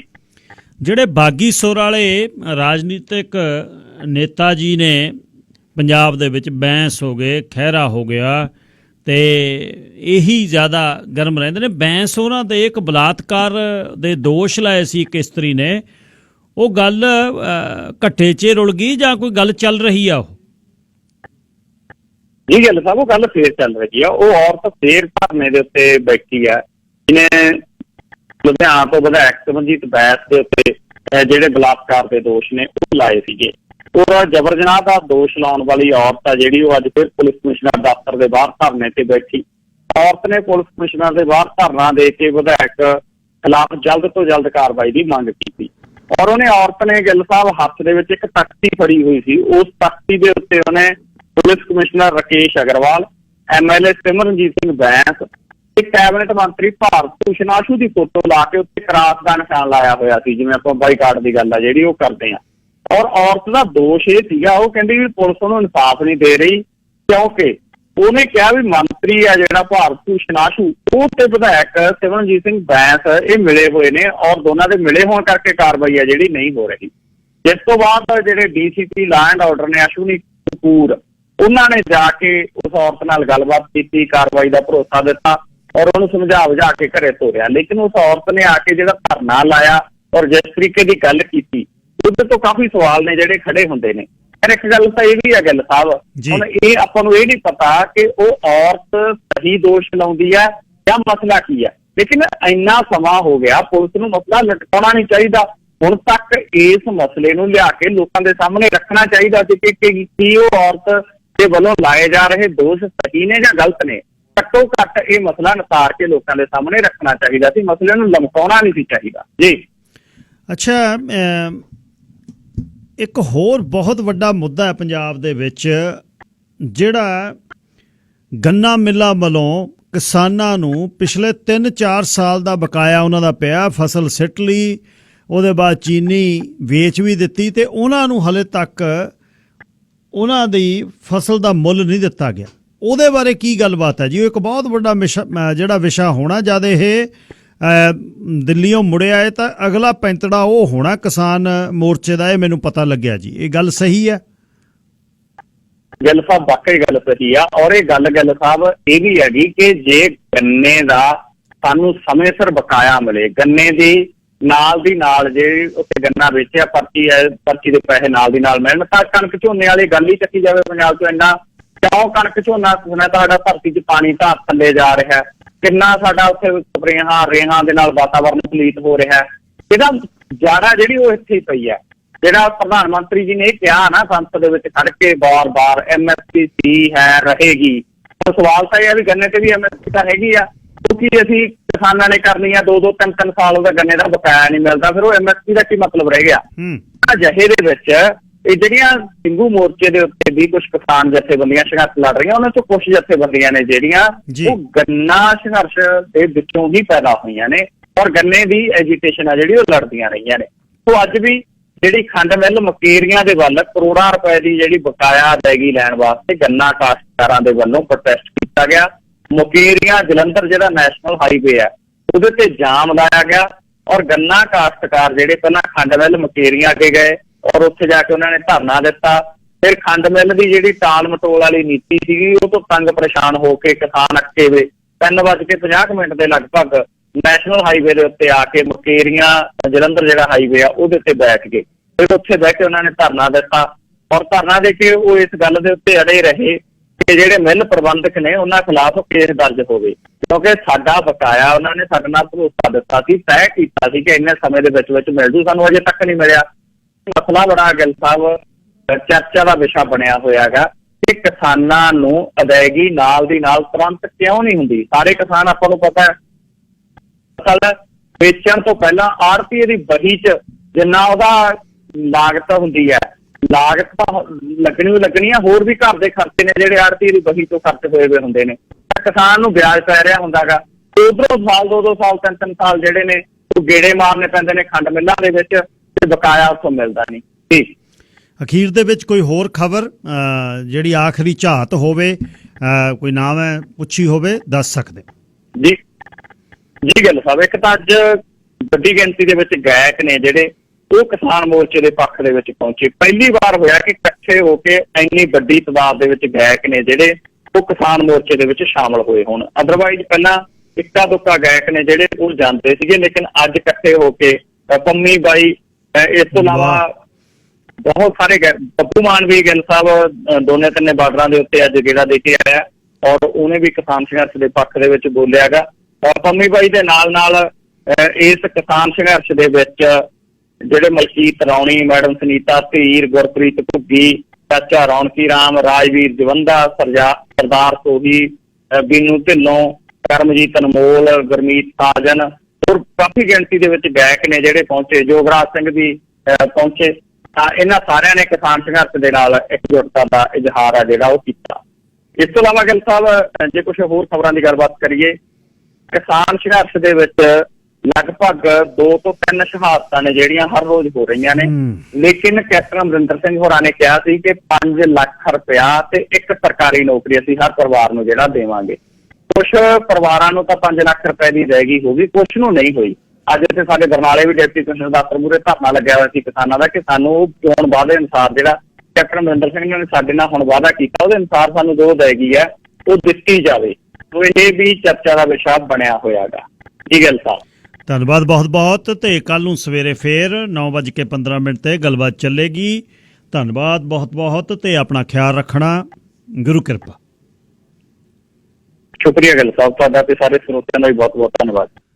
ਖਬਰਾਂ ਤੋਂ ਪਹਿਲਾਂ ਮੇਰੇ ਕੋਲ 5-4 ਮਿੰਟ ਹੈਗੇ ਨੇ, ਜੇ ਤੁਸੀਂ ਕੋਈ ਕਾਲ ਕਰਨੀ ਚਾਹੋ 604 204 0600 ਤੇ ਰਾਜਸਥਾਨੀ ਸਾਹਿਬ ਤੁਸੀਂ 에ਅਰ ਤੇ ਹੋ ਜੀ, ਲਾਈਨ ਨੰਬਰ 1। ਹਾਂਜੀ ਗਿੱਲ ਸਾਹਿਬ ਸਤਿ ਸ੍ਰੀ ਅਕਾਲ ਜੀ। ਸਤਿ ਸ਼੍ਰੀ ਅਕਾਲ ਜੀ। ਦੇਖੋ ਜਿਹੜਾ ਗਾਣਾ ਗਾਇਆ ਗਰੇਵਾਲ ਨੇ ਵੀ ਫਸਲਾਂ ਦੇ ਭਾਅ ਕਿਸਾਨ ਆਪ ਤੈਅ ਕਰਨਗੇ। ਹਾਂਜੀ, ਅਸੀਂ ਤਾਂ ਨਹੀਂ ਦੇਖਣਾ। ਅੱਜ ਟਕੈਤ ਦਾ ਜਿਹੜਾ ਬਿਆਨ ਆਇਆ ਵੀ ਹਜੇ ਤਾਂ ਇਹ ਸ਼ੁਰੂਆਤ ਹੈ, ਇਹ ਕੁਛ ਨਹੀਂ ਕਾਨੂੰਨ ਮਸਲੇ ਤਾਂ ਲੈਣੇ ਅਸੀਂ ਬਹੁਤ ਕੁਛ ਪਿਆ ਹਜੇ। ਇਹਨੂੰ ਇੰਡਸਟਰੀ ਫੈਕਟਰੀ ਦਾ ਦਰਜਾ ਇਹਨੂੰ ਮਿਲਣਾ ਹੈਗਾ ਆਉਣ ਵਾਲੇ ਸਮੇਂ ਦੇ ਵਿੱਚ। ਰਹਿਣਗੇ ਕਿਸਾਨ ਵੀ। ਜਦੋਂ ਕਿਸੇ ਦਾ ਕੋਈ ਅੱਗ ਲੱਗ ਜਾਂਦੀ ਕਾਰਖਾਨੇ ਨੂੰ ਤਾਂ ਉਸੇ ਵੇਲੇ ਉਹਨੂੰ ਇੰਸ਼ੋਰੈਂਸ ਮਿਲ ਜਾਂਦਾ ਹੈਗਾ। ਤੇ ਕਿਸਾਨ ਦੀ ਜ਼ਮੀਨ ਜਿਸ ਵੇਲੇ ਗੜੇ ਪੈ ਜਾਂਦੇ ਆ ਤੇ ਉਹਦਾ ਦੇਖੋ ਕਿੰਨੀ ਚਿਰ ਬਾਅਦ ਉਹਨੂੰ ਮੁਆਵਜ਼ਾ ਦਿੰਦੇ ਹੈਗੇ ਆ। ਸੋ ਇਹ ਸਮੱਸਿਆ ਜਿਹੜੀਆਂ ਹੈਗੀਆਂ ਬਹੁਤ ਹੈਗੀਆਂ ਹਜੇ ਕਿਸਾਨਾਂ ਦੀਆਂ। ਇੰਡਸਟਰੀ ਫੈਕਟਰੀ ਦਾ ਦਰਜਾ, ਪਹਿਲਾਂ ਵੀ ਇਹ ਸਵਾਲ ਉੱਠਿਆ ਸੀ ਪਾਰਲੀਮੈਂਟ 'ਚ ਵੀ ਕਿਸਾਨ ਨੂੰ ਵੀ ਇੰਡਸਟਰੀ ਤੇ ਫੈਕਟਰੀ ਮੰਨ ਲਓ। ਇਹ ਵਪਾਰ ਹੈ ਇਸ ਵੇਲੇ ਵੀ ਜਿਹੜੀ ਖੇਤੀ ਆ ਬਹੁਤ ਤਕੜਾ ਮਤਲਬ ਭਾਰਤ ਦਾ ਥੰਬ ਹੈ ਇਹ। ਤੇ ਟਰੈਕਟਰ ਆ ਗਈ ਆ, ਕਿਸੇ ਟਰੈਕਟਰ ਸੜ ਗਿਆ ਤੇ ਉਹਨੂੰ ਕੀ ਮਿਲੂਗਾ, ਤੇ ਕਿਸੇ ਦੀ ਮਹਿ ਮਰ ਗਈ ਉਹਨੂੰ ਕੀ ਮਿਲੂਗਾ। ਇਹ ਚੀਜ਼ਾਂ ਜਿਹੜੀਆਂ ਜਿਸ ਵੇਲੇ ਦੂਜੀਆਂ ਚੀਜ਼ਾਂ ਦੇ ਇੰਸ਼ੋਰੈਂਸ ਹੈਗੇ ਆ ਤਾਂ ਇਹ ਚੀਜ਼ਾਂ ਜਿਹੜੀਆਂ ਹੈਗੀਆਂ ਇਹ ਮੂਹਰੇ ਆਉਣੀਆਂ ਕਿਸੇ ਦਿਨ। ਸੋ ਜਿਹੜਾ 2 ਮਹੀਨੇ ਹੋ ਗਏ ਠੰਡ ਦੇ ਵਿੱਚ ਬੈਠਿਆਂ ਨੂੰ ਤੇ ਉਹਦੀ ਜਿਹੜੀ ਆਵਾਜ਼ ਸੀਗੀ ਸਾਰੇ ਭਾਰਤ ਦੇ ਵਿੱਚ ਲੋਕਾਂ ਦੇ ਮਨ ਲੁੰਦੜੇ ਗਏ। ਰਜਾਈਆਂ 'ਚ ਪੈਣ ਦੇ ਵੀ ਦੇਖੋ ਇੱਥੇ ਪਿਆ ਨੂੰ ਸਾਨੂੰ ਠੰਡ ਲੱਗਦੀ ਆ ਤੇ ਉਹ ਦੇਖੋ ਉੱਥੇ ਬੈਠੇ ਹੈਗੇ ਆ। ਇਹ ਜਿਹੜੀ ਸੀਗੀ ਉਹਨਾਂ ਦੀ ਪੁਕਾਰ ਉਹ ਸੁਣੀ ਗਈ ਸਾਰੇ ਭਾਰਤ ਦੇ ਵਿੱਚ, ਵਿਸ਼ਵ ਦੇ ਵਿੱਚ, ਦੁਨੀਆ ਦੇ ਵਿੱਚ ਵੀ ਕਿਸਾਨ ਮੂਵਮੈਂਟ ਖੜੀ ਹੋਈ ਹੈਗੀ ਆ ਪੰਜਾਬ ਤੋਂ। ਜੀ ਜੀ। ਤੇ 1-2 ਚੀਜ਼ਾਂ ਦਾ ਜਿਹੜਾ ਮੈਨੂੰ ਖਾਸਿਆ ਸੀਗਾ ਉਹ ਪੂਰਾ ਹੋ ਗਿਆ। ਮੈਂ ਇਹੀ ਮਹੀਨੇ ਰੌਲਾ ਪਾਉਂਦਾ ਸੀ ਵੀ ਘਰ ਦਾ ਭੇਤੀ ਲੰਕਾ ਢਾਵੇ, ਵੀ ਨਿਰਾ ਕਿਸਾਨ ਸਰਕਾਰ ਦਾ ਕਸੂਰ ਨਹੀਂ ਸੀ, ਨਿਰਾ ਸਾਡੇ ਅੰਦਰੋਂ ਵੀ ਸਾਨੂੰ ਢਾਹ ਲੱਗੀ ਇਸ 26 ਜੀ ਹੋ ਜਾਂਦਾ ਹੈ। ਆਪਣੇ ਰਾਜਸਥਾਨੀ ਸਾਹਿਬ ਅੰਦਰੋਂ ਸਾਰੇ ਸੰਘਰਸ਼ਾਂ 'ਚ ਕੋਈ ਨਾ ਕੋਈ ਕਮੀ ਹੋ ਸਕਦੀ ਹੈ। ਧੰਨਵਾਦ sir. Jasvir Singh ji, line number 2। ਸਤਿ ਸ਼੍ਰੀ ਅਕਾਲ ਸਰਦਾਰ ਸਾਹਿਬ। ਸਤਿ ਸ਼੍ਰੀ ਅਕਾਲ ਜੀ। ਸਰਦਾਰ ਸਾਹਿਬ ਵੇਖੋ, ਦੀਪ ਸਿੱਧੂ ਦਾ ਪਿਛੋਕੜ ਭਾਵੇਂ ਕਿਵੇਂ ਦਾ ਵੀ ਹੋਵੇ, ਉਸ ਦੀਆਂ ਫੋਟੋਆਂ ਭਾਵੇਂ ਤੁਹਾਨੂੰ ਮੋਦੀ ਨਾਲ ਦਿਸਣ, ਸ਼ਾਹ ਨਾਲ ਦਿਸਣ, ਪਰ ਉਸ ਦੀਆਂ ਬਰੋਬਰ ਹੀ ਫੋਟੋਆਂ ਕੌਮੀ ਜਰਨੈਲ ਗੁਰਜੰਟ ਸਿੰਘ ਬੁੱਧ ਸਿੰਘ ਵਾਲਾ ਨਾਲ ਦਿਸਦੀਆਂ ਨੇ। ਵੇਖੋ ਜੋ ਵੀ ਹੋਵੇ, ਇਸ ਵਕਤ ਦੀਪ ਸਿੱਧੂ ਜਿਹੜਾ ਦੀ ਉਹਦੀ ਪਿਕਚਰ ਹੈ ਚਮਕਦੇ ਸਿਤਾਰੇ ਦੀ ਤਰ੍ਹਾਂ। ਵੇਖੋ ਅੱਗੇ ਦੀਪ ਸਿੱਧੂ ਕਿਵੇਂ ਉਹ ਸਾਬਤ ਕਦਮਾਂ ਨਾਲ ਕਿੱਥੋਂ ਤੱਕ ਰਹਿੰਦਾ, ਕਿੰਨਾ ਕੁ ਰਹਿੰਦਾ, ਇਤਿਹਾਸ ਨੇ ਦੱਸਣਾ। ਪਰ ਜਿਸ ਤਰੀਕੇ ਨਾਲ ਦੀਪ ਸਿੱਧੂ ਨੇ ਭਾਰਤੀ ਹਾਕਮਾਂ ਦੀਆਂ ਅੱਖਾਂ 'ਚ ਅੱਖਾਂ ਪਾ ਕੇ ਪੰਜਾਬ ਤੇ ਸਿੱਖ ਕੌਮ ਦਾ ਜਿਹੜਾ ਕੇਸ ਹੈ ਕਾਨੂੰਨੀ ਭਾਸ਼ਾ 'ਚ ਦੱਸਿਆ ਨਾ, ਉਹ ਕਾਬਲੇ ਤਾਰੀਫ ਹੈ ਜੀ। ਮਿਹਰਬਾਨੀ। ਧੰਨਵਾਦ ਜੀ। ਜਾਣ ਤੋਂ ਪਹਿਲਾਂ ਸ਼ਾਹ ਅਮਨਦੀਪ ਸਿੰਘ, ਲਾਈਨ ਨੰਬਰ 1। ਸਤਿ ਸ਼੍ਰੀ ਅਕਾਲ ਜੀ। ਸਤਿ ਸ਼੍ਰੀ ਅਕਾਲ ਜੀ। ਭਾਈ ਜੀ ਵੈਸੇ ਓਪੀਨੀਅਨ ਆਪਦੇ ਹੁੰਦੇ ਆ, ਪਰ ਦੀਪ ਸਿੱਧੂ ਦੀ ਗੱਲ ਕਰ ਰਹੇ ਸੀ ਪਿਛਲੇ। ਭਾਈ ਜੀ ਮੈਂ ਇੱਕ ਗੱਲ ਨੋਟ ਕੀਤੀ ਆ, ਪਤਾ ਨਹੀਂ ਮੈਂ ਗਲਤ ਆ ਜਾਂ ਨਹੀਂ, ਪਰ ਜੇ ਕੋਈ ਗੌਰ ਨਾਲ ਨੋਟ ਕਰੇ, ਜਿੰਨੇ ਉੱਥੇ ਅਰੈਸਟ ਹੋਏ ਆ ਕਿਸੇ ਦੀ ਅੱਜ ਤਾਈਂ ਇੱਕ ਵੀ ਪਿਕਚਰ ਨਹੀਂ ਆਈ, ਕੋਈ ਪੇਸ਼ੀ ਦੀ ਪਿਕਚਰ ਨਹੀਂ ਆਈ, ਉਹਨਾਂ ਦਾ ਕੀ ਸਲੂਕ ਹੋਇਆ ਸਭ ਨੂੰ ਪਤਾ। ਕਿ ਦੀਪ ਸਿੱਧੂ ਲੱਗਦਾ ਸੀ ਵੀ ਅਰੈਸਟ ਹੋਣ ਤੋਂ ਬਾਅਦ ਉਹ ਟੌਰਚਰ ਹੋਇਆ ਜਾਂ ਉਹਦੇ ਨਾਲ ਕੋਈ ਮਿਸਬਿਹੇਵ ਹੋਇਆਗਾ। ਹਾਲਾਂਕਿ ਉਹਦੀ ਵੀਡੀਓ ਦੇ ਵਿੱਚ ਉਹ ਪੁਲਿਸ ਵਾਲੇ ਨੂੰ ਕਰਨ ਦੇ ਵਿੱਚ ਗੱਲ ਕਰ ਰਿਹਾ, ਕੈਮਰੇ ਤੋਂ ਬਚਾਉਣ ਦੀ ਕੋਸ਼ਿਸ਼ ਕਰ ਰਿਹਾ। ਜੇ ਕੋਈ ਵੀਡੀਓ ਦੀ ਧਿਆਨ ਨਾਲ ਦੇਖੇ, ਤੁਸੀਂ ਇੱਕ ਚੀਜ਼ ਨੂੰ ਆਪਣੇ ਪੰਜਾਬੀਆਂ ਦੇ ਵਿੱਚ ਇਹ ਹੈਗਾ ਵੀ ਸਾਨੂੰ ਆਪਣੇ ਲੋਕਾਂ ਨੇ ਅੱਜ ਤਾਈਂ ਮਾਰਿਆ, ਚਾਹੇ ਉਹ ਸਿੱਖ ਐਂਗਲੋ ਵਾਰ ਦੀ ਗੱਲ ਕਰ ਲਈਏ, ਚਾਹੇ ਉਸ ਤੋਂ ਬਾਅਦ ਅੰਗਰੇਜ਼ਾਂ ਨਾਲ ਜੋ ਹੋਈ ਆ, ਜਾਂ ਉਸ ਤੋਂ ਬਾਅਦ ਵੀ ਆਜ਼ਾਦੀ ਤੋਂ ਬਾਅਦ ਵੀ ਸਾਡੇ ਆਪਣੇ ਲੋਕਾਂ ਨੇ ਸਾਡੀ ਕੌਮ ਨੂੰ ਦਗਾ ਦਿੱਤਾ ਗਿਆ। ਤੇ ਇਹ ਅਨਫੋਰਚੂਨੇਟਲੀ ਹੈ ਵੀ ਸਾਡੇ ਵਿੱਚ ਜਿੱਥੇ ਅਸੀਂ ਕੌਮ ਮੰਨਦੇ ਹਾਂ ਵੀ ਸਿੱਖ ਕੌਮ ਬਹੁਤ ਬਹਾਦਰ ਆ, ਦਲੇਰਾਂ ਦੀ ਕੌਮ ਆ, ਤੇ ਉੱਥੇ ਸਾਡੇ ਵਿੱਚ ਇਹ ਵੀ ਹੈ ਵੀ ਸਾਡੇ ਵਿੱਚੋਂ ਹੀ ਗਦਾਰ ਪੈਦਾ ਹੁੰਦੇ ਆਏ ਆ ਤੇ ਹੁੰਦੇ ਰਹਿਣਗੇ। ਤੇ ਮੈਂ ਹਜੇ ਇਹ ਡਿਸੀਜਨ ਤੇ ਨਹੀਂ, ਪਰ ਇਹ ਦੂਜਿਆਂ ਨਾਲੋਂ ਵੱਖ ਟ੍ਰੀਟਮੈਂਟ ਉਹਨੂੰ ਕਿਉਂ ਮਿਲ ਰਿਹਾ, ਇਹ ਮੇਰੀ ਵੀ ਸਮਝ ਤੋਂ ਬਾਹਰ ਆ। ਹੁਣ ਪਤਾ ਨਹੀਂ ਕਿਹੜੀ ਟ੍ਰੀਟਮੈਂਟ ਆਪਾਂ ਵੇਖ ਰਹੇ ਹਾਂ। ਕਈ ਵਾਰ ਸਾਡਾ ਮਾਈਂਡ ਸੈੱਟ ਹੋ ਜਾਂਦਾ। ਅਮਨਦੀਪ ਸਿੰਘ ਜੀ, ਕੋਈ ਇਹੋ ਜਿਹੀ ਤਾਂ ਫੋਟੋ ਆਈ ਨਹੀਂ ਕਿ ਉਹ ਕਿਤੇ ਰਜਾਈ ਲਈ ਪਿਆ ਤੇ ਗਰਮ ਹਵਾ ਵਾਲਾ ਪੱਖਾ ਕੋਲ ਲੱਗਿਆ ਹੋਇਆ ਤੇ 7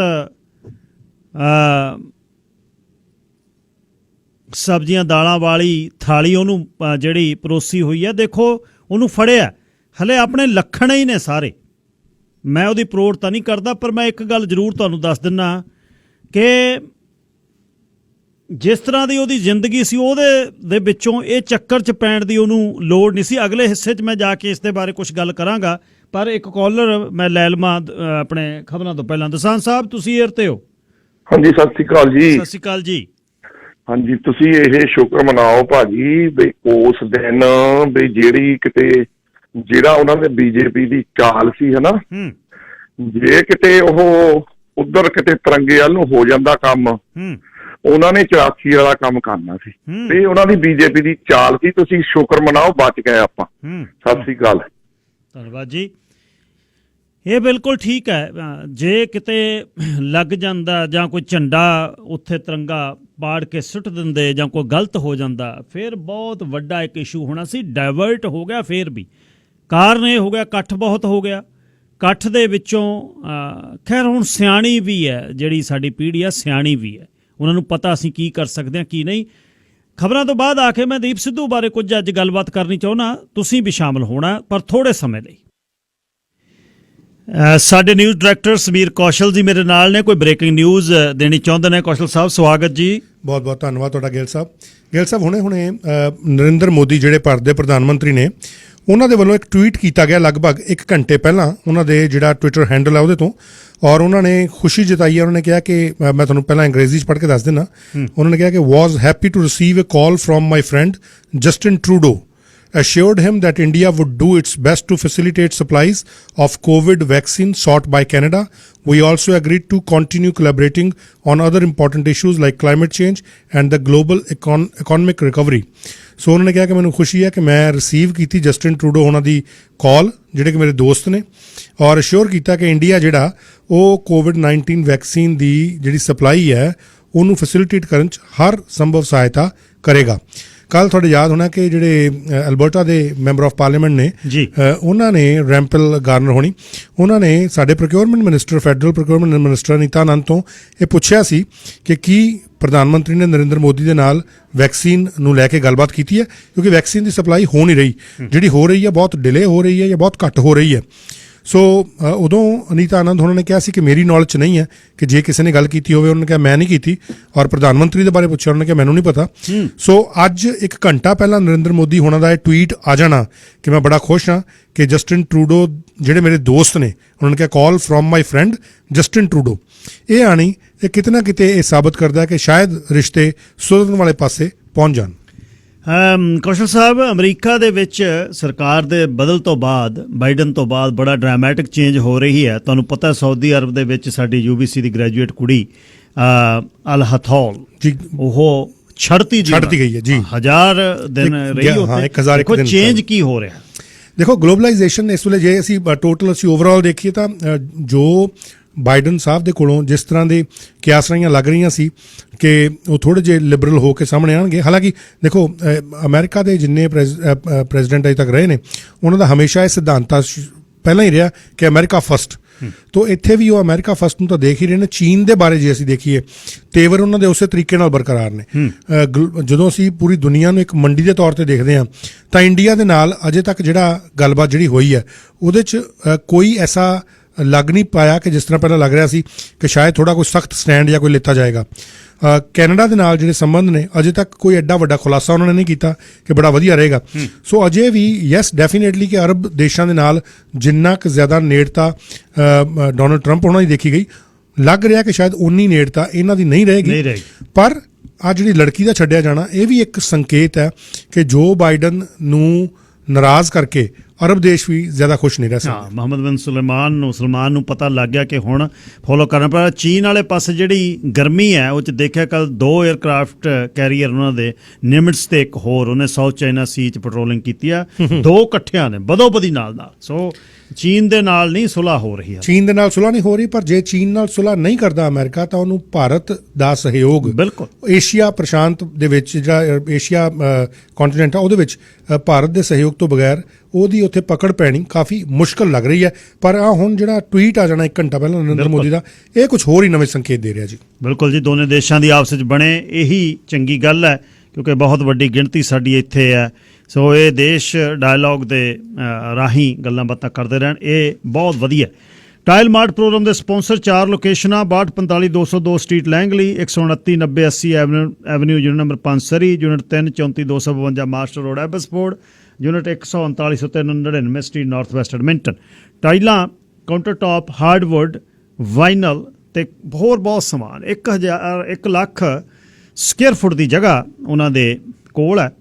ਤੇ ਤੁਸੀਂ ਆਪਣੇ ਘਰ ਟਾਊਨ ਹਾਊਸ ਕੌਂਡੋ ਬਣਾ ਰਹੇ ਹੋ, ਰੈਨੋਵੇਟ ਕਰ ਰਹੇ ਹੋ ਤਾਂ ਉਸ ਦੇ ਲਈ ਬਹੁਤ ਵੱਡੀ ਸਿਲੈਕਸ਼ਨ ਹੈ। ਕੁਛ ਸਮਾਂ ਮੈਂ 5-10 ਮਿੰਟ ਗੱਲਬਾਤ ਦੀਪ ਸਿੱਧੂ ਬਾਰੇ ਕਰਨੇ ਚਾਹੁੰਦਾ। ਬਹੁਤ ਵੱਡੀ ਇਹਦੇ ਤੇ ਆਪਣੀਆਂ ਵਿਚਾਰਾਂ ਹੋਈਆਂ ਨੇ ਪਿਛਲੇ ਸਮੇਂ 'ਚ। ਬਹੁਤ ਲੋਕ ਹੱਕ 'ਚ ਨੇ, ਬਹੁਤ ਲੋਕ ਜਿਹੜੇ ਅਗੇਂਸਟ ਨੇ। ਦੀਪ ਸਿੱਧੂ ਦੀ ਜਿੰਨੀ ਕੁ ਘੋਖ ਮੈਂ ਕੀਤੀ ਹੈ ਉਹਦੇ ਪਰਿਵਾਰ ਤੋਂ ਲੈ ਕੇ, ਪਿੰਡ ਤੋਂ ਲੈ ਕੇ, ਸ਼੍ਰੀ ਮੁਕਤਸਰ ਸਾਹਿਬ ਤੋਂ ਲੈ ਕੇ ਲੁਧਿਆਣੇ ਦਾ ਸਫ਼ਰ, ਉਹਦੇ ਪਿਤਾ ਜੀ ਦਾ ਵਕੀਲ ਹੋਣਾ, 3 ਭਾਈਆਂ 'ਚੋਂ ਵੱਡੇ ਭਾਈ ਦੇ ਤੌਰ 'ਤੇ ਸਟਰਗਲ ਕਰਕੇ ਦੀਪ ਸਿੱਧੂ ਦਾ ਪੜ੍ਹਨ ਜਾਣਾ, ਵਕੀਲ ਬਣਨਾ, ਫਿਰ ਇੰਗਲੈਂਡ 'ਚ ਪੜ੍ਹਨਾ, ਉਹਦੇ ਬਾਅਦ ਵਕਾਲਤ ਸੈੱਟ ਕਰਨੀ ਬੰਬੇ 'ਚ ਆ ਕੇ, ਦਿਓਲ ਪਰਿਵਾਰ ਨਾਲ ਨੇੜਤਾ, ਹਾਲੀਵੁੱਡ ਤੱਕ ਜਿਹੜੇ ਵਕੀਲਾਂ ਦਾ ਆਪਣੀ ਇਸ ਦਾ ਕੰਮ ਕਰਨਾ, ਕਿਉਂਕਿ ਹਾਲੀਵੁੱਡ ਤੇ ਬਾਲੀਵੁੱਡ ਦੋਨੇ ਰਲ ਕੇ ਕੰਮ ਕਰਦੇ ਤੇ ਵੱਡੇ ਜਿਹੜੇ ਪ੍ਰੋਡਕਸ਼ਨ ਹਾਊਸ ਨੇ ਉਹਨਾਂ ਦੇ ਵਕੀਲ ਵੱਲੋਂ ਕੰਮ ਕਰਨਾ ਤੇ ਫਾਈਨੈਂਸ਼ੀਅਲੀ ਵੈਲ ਆਫ ਹੋਣਾ ਉੱਥੇ ਜਾ ਕੇ ਇਹ ਸਭ ਇਹ ਸੰਘਰਸ਼ ਤੋਂ ਪਹਿਲੀਆਂ ਮੈਂ ਗੱਲਾਂ ਦੱਸਦਾ। ਬੰਬੇ ਦੇ ਵਿੱਚ ਘਰ-ਬਾਰ ਤੇ ਇੰਪੋਰਟਡ ਗੱਡੀਆਂ ਮਹਿੰਗੀਆਂ 'ਚ ਰਹਿਣਾ। ਇਹ ਪੰਜਾਬ ਤੋਂ ਗਏ ਬੰਦੇ ਰੁਲ ਜਾਂਦੇ ਨੇ ਉੱਥੇ। ਦਿਓਲਾਂ ਦੀ ਗੱਲ ਹੋਰ ਹੈ। ਦੇਖੋ ਤੁਸੀਂ ਕਿੱਡੇ ਆਰਟਿਸਟ ਪੰਜਾਬ ਤੋਂ ਗਏ ਨੇ, ਉਹ ਕਿਸੇ ਪਾਸੇ ਹੱਥ ਨਹੀਂ ਲੱਗਿਆ।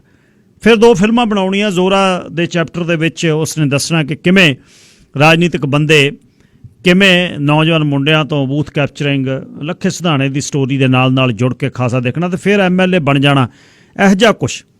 ਹੁਣ ਜਿਹੜਾ ਉਹਦਾ ਸਡਨ 19 ਵਾਲੀਆਂ ਇਲੈਕਸ਼ਨਾਂ ਤੋਂ ਬਾਅਦ ਤੇ ਸੰਘਰਸ਼, ਕਿਸਾਨ ਸੰਘਰਸ਼ ਦੇ ਦਿਨਾਂ ਤੋਂ 1 ਮਹੀਨਾ ਪਹਿਲਾਂ ਜਿਹੜੀਆਂ ਵੀਡੀਓਜ਼ ਬਣਾਉਣਾ, ਵੀਡੀਓਜ਼ ਤੇ ਆ ਕੇ ਵੱਧ ਅਧਿਕਾਰਾਂ ਦੀ ਗੱਲ ਕਰਨੀ, ਬੋਲਣਾ, ਇੱਕ ਉਹਦੇ ਵਿਅਕਤੀਤਵ ਤੋਂ ਇੱਕ ਸਮਝਣਾ ਚਾਹੀਦਾ ਜਿਹੜੇ ਵੀ ਉਹਨੂੰ ਵੇਖਦੇ ਆ, ਸੁਣਦੇ ਆ, ਉਹਦੀ ਪਕੜ, ਉਹਦਾ ਗੱਲ ਕਰਨ ਦਾ ਢੰਗ, ਉਹਦਾ ਦੁਨੀਆ ਦੇ ਬਾਰੇ ਉਸਦੀ ਗੱਲਬਾਤ, ਉਹਦਾ ਅੰਗਰੇਜ਼ੀ ਬੋਲਣਾ, ਉਸ ਸਾਰੀਆਂ ਚੀਜ਼ਾਂ ਨੂੰ ਜੇ ਤੁਸੀਂ ਦੇਖਦੇ ਹੋ ਉਹਦੀ ਕਾਬਲੀਅਤ ਤੇ ਕੋਈ ਸ਼ੱਕ ਨਹੀਂ। ਨਾ ਹੀ ਇਹੋ ਜਿਹਾ ਕੋਈ ਜ਼ਿੰਦਗੀ ਦੇ ਵਿੱਚ ਮਿਹਣਾ, ਕੋਈ ਠੱਪਾ ਜਿਹਦੇ 'ਚ ਉਸਦੀ ਸ਼ਖਸੀਅਤ ਨੂੰ ਝਠਲਾ ਕੇ ਤੁਸੀਂ ਵੇਖੋ ਬਈ ਜਿਹੜਾ ਦੀਪ ਸਿੱਧੂ ਜਿਹੜਾ ਕਹਿ ਰਿਹਾ ਉਹ ਹੈ ਨਹੀਂ। ਇਹ ਮੈਂ ਫਿਰ ਤੁਹਾਨੂੰ ਬੇਨਤੀ ਕਰਾਂ, ਮੈਨੂੰ ਪਤਾ ਤੁਹਾਡੀਆਂ ਬਹੁਤ ਭਾਵਨਾਵਾਂ ਜੁੜੀਆਂ ਹੋਈਆਂ ਨੇ ਝੰਡੇ ਦੇ ਬਾਰੇ। ਝੰਡਾ ਗਿਆ ਜਾਂ ਚਲਾਇਆ ਜਾਂ ਉਹਦੇ 'ਤੇ ਅੱਧੇ ਕਹਿੰਦੇ ਨੇ ਉਹਨੇ ਜਾਣ ਕੇ ਕਰਤਾ, ਅੱਧੇ ਕਹਿੰਦੇ ਨਹੀਂ ਕਰਤਾ। ਪਰ ਮੈਂ ਇੱਕ ਵਿਸ਼ਲੇਸ਼ਣ ਕਰ ਰਿਹਾ ਉਹਦਾ। ਹਰ ਸੰਘਰਸ਼ ਦੇ ਵਿੱਚ ਕੰਮ ਕਰਨ ਦਾ ਇੱਕ ਦਾ ਢੰਗ ਹੈ ਬੰਦੇ ਦਾ। ਬਹੁਤ ਬੰਦੇ ਨੇ ਜਿਹੜੇ ਇੱਕ ਅਧਿਕਾਰ ਖੇਤਰ 'ਚ ਰਹਿ ਕੇ ਗੱਲ ਕਰਦੇ ਆ, ਕੁਝ ਬੰਦੇ ਨੇ ਜਿਨ੍ਹਾਂ ਨੂੰ ਇੱਕ ਵੱਡੀ ਤੌਰ ਤਰੀਕੇ ਤੋਂ ਕੁਝ ਸੰਘਰਸ਼ ਇੱਕ ਅਲੱਗ ਤਰੀਕੇ ਨਾਲ ਵੇਖਦਾ। ਕਈ ਵਾਰ ਜ਼ਿੰਦਗੀ ਦੇ ਵਿੱਚ ਅਜਿਹੀ ਕੋਈ ਘਟਨਾ ਹੋਈ ਹੁੰਦੀ ਹੈ ਜਿਹਦੇ ਕਰਕੇ ਉਹ ਆਪਾਂ ਨੂੰ ਪਤਾ ਨਹੀਂ ਹੁੰਦਾ, ਪਰ ਕੁਝ ਨਾ ਕੁਝ ਪਿੱਛੇ ਹੋਇਆ ਹੁੰਦਾ ਹੈ ਜਿਹਦੇ ਕਰਕੇ ਅਸੀਂ ਲੱਖਣ ਨਹੀਂ ਲਾ ਸਕਦੇ ਵੀ ਬੰਦਾ ਅਲੱਗ ਸੁਰ 'ਚੋਂ ਕਿਉਂ ਬੋਲਦਾ। ਨਵਾਂ ਸੀ ਸੰਘਰਸ਼ ਦੇ ਵਿੱਚ, ਰਾਜਨੀਤੀ ਦੇ ਵਿੱਚ, ਤੇ ਪੜ੍ਹੇ ਲਿਖੇ ਜਿਹੜੇ ਸੱਜਣ ਉਸ ਦੇ ਆਲੇ ਦੁਆਲੇ ਹੋ ਗਏ, ਜਿਹਦੇ ਵਿੱਚ ਸਿੱਖ ਸਿਆਸਤ ਵਾਲਿਆਂ ਦੀ ਗੱਲ ਕਰ ਲਈਏ, ਮਨਧੀਰ ਸਿੰਘ ਉਹਨਾਂ ਦੀ, ਅਜੇਪਾਲ ਸਿੰਘ ਬਰਾੜ ਦੀ, ਅਜਮੇਰ ਸਿੰਘ ਉਹਨਾਂ ਦੀ, ਉਹਨਾਂ ਨੇ ਉਹਨੂੰ ਰੱਖਿਆ, ਵਡਿਆ ਕੇ ਉਹਨੂੰ ਸਮਝਾਇਆ। ਹੋਰ ਕੋਈ ਨਹੀਂ ਸੀ, ਕਿਸੇ ਨਾਲ ਨੇੜਤਾ ਨਹੀਂ ਸੀ। ਜਦੋਂ ਸ਼ੰਭੂ ਤੇ ਬੈਠਾ ਆ ਕੇ, ਜਦੋਂ ਉਹਦੇ ਸ਼ੰਭੂ ਤੇ ਬੈਠਾ, ਉਹਨੇ ਪਹਿਲੇ ਦਿਨ ਤੋਂ ਹੀ ਪੈਂਤੜਾ ਅਲੱਗ ਰੱਖਿਆ ਕਿ ਮੈਂ ਵੱਧ ਅਧਿਕਾਰਾਂ ਦੀ ਗੱਲ ਕਰਦਾ, ਕਿਸਾਨੀ ਸੰਘਰਸ਼ ਦੀ ਗੱਲ ਕਰੀ ਜਾਣਾ, ਮੈਂ ਜਨਰਲ ਕੌਮ ਦੀ ਗੱਲ ਕਰਦਾ। ਉਸ ਨੂੰ ਉਸ ਦੌਰਾਨ ਸ਼ੰਭੂ ਬਾਰਡਰ ਟੱਪਣ ਤੱਕ ਉਸ ਦੀ ਕਿਸੇ ਨੇ ਵਿਰੋਧਤਾ ਨਹੀਂ ਕੀਤੀ, ਕਿਸੇ ਨੇ ਉਹਦੀ ਗੱਲ ਨਹੀਂ ਕੀਤੀ, ਸਾਰੇ ਬੈਠੇ ਸੀ, ਕਿਉਂਕਿ ਇੰਨੀ ਤੇਜ਼ੀ ਜਿਹੜੀ ਹੈ ਉਹ ਪਤਾ ਨਹੀਂ ਸੀ ਵੀ ਇਹ ਇਸ ਤਰ੍ਹਾਂ ਹੋ ਜੂ। ਇਵੈਂਚੁਅਲੀ ਦਿਨ ਆ ਗਿਆ, ਜਿਹਦੇ ਦਿਨ ਦੇ ਵਿੱਚ ਫਿਰ ਜਦ ਦਿੱਲੀ ਨੂੰ ਕੂਚ ਕਰਨਾ ਸੀ, ਨਵੰਬਰ 'ਚ ਦਿੱਲੀ ਨੂੰ ਕੂਚ ਕਰਨਾ ਸੀ, ਯੂਨੀਅਨ ਲੀਡਰਾਂ ਨੇ ਕਹਿਤਾ ਵੀ ਜਿੱਥੇ ਤੱਕ ਅਸੀਂ ਜਾਵਾਂਗੇ ਜਾਵਾਂਗੇ, ਕਿਉਂਕਿ ਸਾਰਿਆਂ ਨੂੰ ਇਹ ਸੀ ਕਿ ਹਰਿਆਣਾ ਕਿੱਥੇ ਟੱਪਣ ਦੇਣਾ ਖੱਟਰ ਨੇ, ਬੀਜੇਪੀ ਦਾ ਬੰਦਾ ਹਰਿਆਣੇ 'ਚੋਂ ਲੰਘ ਕੇ ਕਿੱਥੇ ਜਾਣਾ। ਸਾਰੇ ਇਹ ਕਹਿੰਦੇ ਜਿੱਥੇ ਤੱਕ ਜਾਵਾਂਗੇ ਜਾਵਾਂਗੇ, ਨਹੀਂ ਉੱਥੇ ਬਹਿ ਜਾਾਂਗੇ, ਮਤਲਬ ਸ਼ੰਭੂ ਤੇ ਬਹਿ ਜਾਣਾ ਸੀ। ਅੱਛਾ, ਕੁਦਰਤ ਕੀ ਕਰਦੀ ਹੈ? ਇੱਕ ਕੁਦਰਤ ਦਾ ਨਿਜ਼ਾਮ ਨਾਲ ਨਾਲ ਚੱਲਦਾ ਹੁੰਦਾ। ਨੌਜਵਾਨ ਆ ਗਏ, ਨੌਜਵਾਨਾਂ ਨੇ ਧੱਕੇ ਨਾਲ ਬਾਰਡਰ ਟੱਪ ਲਿਆ ਤੇ ਦਿੱਲੀ ਆ ਬੈਠੇ, ਦਿੱਲੀ ਚਲੇ ਗਏ। ਦਿੱਲੀ ਆ ਕੇ ਉਹ ਬਾਹਲਾ ਸਟੇਜ ਦਾ ਹਿੱਸਾ ਨਾ ਰਿਹਾ, ਪਰ ਉਹ ਆਪਣੀ ਗੱਲ ਇਸ ਤਰ੍ਹਾਂ ਹੀ ਕਰਦਾ ਰਿਹਾ। ਲੱਖਾ ਸਟੇਜ ਦਾ ਹਿੱਸਾ ਵੀ ਬਣ ਜਾਂਦਾ ਹੈ, ਲੱਖਾ ਪਰਾਂ ਹੋ ਕੇ ਵੀ ਗੱਲ ਕਰਦਾ। ਜੇ ਤੁਸੀਂ ਉਹਨੂੰ ਦੇਖੋ, ਲੱਖੇ ਨੂੰ ਰਾਜਨੀਤੀ ਦਾ ਪਾ ਹੈ, ਲੱਖਾ ਰਾਜਨੀਤਿਕ ਬੰਦਿਆਂ ਦੇ ਨਾਲ ਤਕੜਾ ਹੋਇਆ, ਮਲੂਕੇ ਵਰਗਿਆਂ ਦੇ ਨਾਲ ਉਹ ਰਿਹਾ ਜਵਾਨੀ ਵੇਲੇ, ਦੱਸਦਾ ਉਹ ਆਪਣੇ ਆਪ। ਉਹਨੂੰ ਪਤਾ ਹੈ ਰਾਜਨੀਤੀ ਤੋਂ ਪ੍ਰੇਰਿਤ ਜਿਹੜਾ ਉਹ ਕੀ ਕਰ ਸਕਦਾ। ਅੱਛਾ, ਹੁਣ ਇਹ ਨਵਾਂ ਬੰਦਾ ਜਿਹੜਾ ਸਦਾ ਗਲਤੀ ਕਰਦਾ ਹੀ ਕਰਦਾ, ਜਦ ਤੁਸੀਂ ਜਾਣੋ। ਅੱਛਾ, ਇਹਦੇ 'ਚ ਹੁਣ ਉਸ ਦਿਨ ਦੀ ਜਿਹੜੀ ਘਟਨਾ ਕਰੀਏ 26 ਜਨਵਰੀ ਵਾਲੀ, ਜੇ ਹੁਣ ਸਾਰਾ ਇਕੱਠ ਵੇਖਦੇ ਹੋ, ਫੂਲ ਉਹਨਾਂ ਦੇ ਕਹਿਣ ਵਾਂਗੂ, ਬਾਕੀਆਂ ਦੇ ਕਹਿਣ ਵਾਂਗੂ, ਜਦੋਂ ਉੱਥੇ ਗਿਆ, ਉੱਥੇ ਜਾਣ ਵੇਲੇ ਬਹੁਤ ਲੋਕ ਸੀ। ਜੇ ਤੁਸੀਂ ਹੁਣ ਆਪਾਂ ਸਾਰੇ ਉਹ ਦੀਪ ਸਿੱਧੂ ਦੇ ਪਿੱਛੇ ਹੋ ਗਏ, ਕਿਉਂਕਿ ਦੀਪ ਸਿੱਧੂ ਨੇ ਲਾਈਵ ਕਰਤਾ ਉੱਥੋਂ, ਪਰ ਕੀ 2 ਲੱਖ ਬੰਦਾ, 3 ਲੱਖ ਬੰਦਾ ਦੀਪ ਸਿੱਧੂ ਨਾਲ ਲੈ ਗਿਆ? ਕੀ ਇਹ ਪੋਸੀਬਲ ਹੈ? ਜੇ 3 ਲੱਖ ਬੰਦਾ ਉਹਨੂੰ ਸੁਣ ਕੇ ਗਿਆ, ਫਿਰ ਜਿਹੜੇ 32 ਬੈਠੇ ਆ ਸਟੇਜ ਤੇ, ਉਹਨਾਂ ਦਾ ਕੀ ਜਿਹੜਾ ਆਧਾਰ ਹੈ? ਫਿਰ ਉਹ ਕਿਵੇਂ ਨਾ ਰੋਕ ਸਕੇ ਬਈ ਉਹਨਾਂ ਨੂੰ? ਉਹ 3 ਲੱਖ ਬੰਦੇ ਦਾ ਇੱਕ ਹਿੱਸਾ ਹੋ ਸਕਦਾ। ਹਾਂ, ਉਹਨੇ ਕੀ ਕੀਤਾ, ਉਦਣ ਉਹਦੇ ਕੁਦਰਤੀ ਪੱਗ ਚਿੱਟੀ ਬੰਨੀ ਹੋਈ, ਇੱਕ ਉਹਦਾ ਲਾਈਵ ਹੋਣਾ ਤੇ ਮੁੜ ਕੇ ਉੱਥੋਂ ਚਲੇ ਜਾਣਾ। ਹੋ ਸਕਦਾ ਨਿੱਜੀ ਕਾਰਨਾਂ ਕਰਕੇ, ਨਿੱਜੀ ਆਪਣੀ ਜਿਹੜੀ ਸੁਰੱਖਿਆ ਕਰਕੇ ਉਹਦੇ ਮਨ ਦੇ ਵਿੱਚ ਗੱਲ ਹੋਈ ਹੋਵੇ, ਜਾਂ ਕੁਝ ਭੇਜਣ ਵਾਲੇ ਉਹਨੂੰ ਕਹਿੰਦੇ ਹੁਣ ਬਾਈ ਤੂੰ ਚਲੇ ਜਾ ਇੱਥੋਂ। ਉੱਥੇ ਕਸ਼ੀਦਗੀ ਸੀ ਉਸ ਗੱਲ ਦੀ। ਉਸ ਤੋਂ ਬਾਅਦ ਹੁਣ ਉਹਦਾ ਫੜਿਆ ਜਾਣਾ। ਦੇਖੋ, ਮੈਂ ਕਈ ਵਾਰ ਇਨਸਾਨ ਨੂੰ ਖੁਦ ਨਹੀਂ ਪਤਾ ਹੁੰਦਾ ਉਹਦੇ ਆਲੇ ਦੁਆਲੇ ਚੁਗਿਰਦੇ ਦੇ ਵਿੱਚ ਜਿਨ੍ਹਾਂ ਦੀ ਉਹ ਸੁਣ ਰਿਹਾ ਉਹ ਬੰਦੇ ਕੌਣ ਨੇ। ਮੈਂ ਤਾਂ ਜਦ ਤੁਸੀਂ ਮੈਨੂੰ, ਮੈਂ ਤੁਹਾਡੇ ਵਾਲਾ, ਤੁਸੀਂ ਤਾਂ ਮੈਨੂੰ ਉਸ ਤਰ੍ਹਾਂ ਹੀ ਕੰਸੀਡਰ ਕਰਨਾ ਜਿਸ ਤਰ੍ਹਾਂ ਮੈਂ ਬੋਲਦਾ ਚੱਲਦਾ ਵੀ ਯਾਰ ਇਹ ਬੰਦਾ ਸਾਡਾ ਭਾਈਚਾਰੇ ਦੇ ਵਿੱਚੋਂ ਆ, ਸਾਡੇ ਨਾਲ ਗੱਲ ਕਰਦਾ ਤੁਸੀਂ। ਪਰ ਮੈਂ ਕਿੱਥੇ ਪਿੱਛੇ ਕੀ ਕਰ ਰਿਹਾ ਇਹ ਗਾਂਹ ਵਾਲੇ ਬੰਦੇ ਨੂੰ ਨਹੀਂ ਪਤਾ ਹੁੰਦਾ। ਮੋਸਟਲੀ ਤੁਹਾਡੇ ਫਰੈਂਡ ਸਰਕਲ 'ਚ ਆਲੇ ਦੁਆਲੇ ਕੌਣ ਆ, ਤੁਹਾਨੂੰ ਟਵਿਸਟ ਕਿਵੇਂ ਕਰ ਰਿਹਾ, ਕੁਛ ਨਹੀਂ ਪਤਾ ਲੱਗਦਾ। ਹੁਣ ਜੇ ਮੈਂ ਇਹਨੂੰ ਸਾਰੇ ਤਰੀਕੇ ਨੂੰ ਵੇਖਦਾ ਕਿ ਇੱਕ ਸੈਟਲ ਪਰਿਵਾਰ ਹੈ, ਵਕੀਲ ਨੇ ਤਿੰਨੇ ਭਾਈ, ਘਰ-ਬਾਰ ਲੁਧਿਆਣੇ ਬਣਿਆ, ਕੋਠੀਆਂ ਕਾਰਾਂ ਖੜੀਆਂ, ਬੰਬੇ ਦੇ ਵਿੱਚ ਘਰ ਆ, ਸਹੁਰੇ ਬਹੁਤ ਅਮੀਰ ਪਰਿਵਾਰ ਦੇ ਵਿੱਚੋਂ ਨੇ, ਰਾਂਚੀ ਤੋਂ।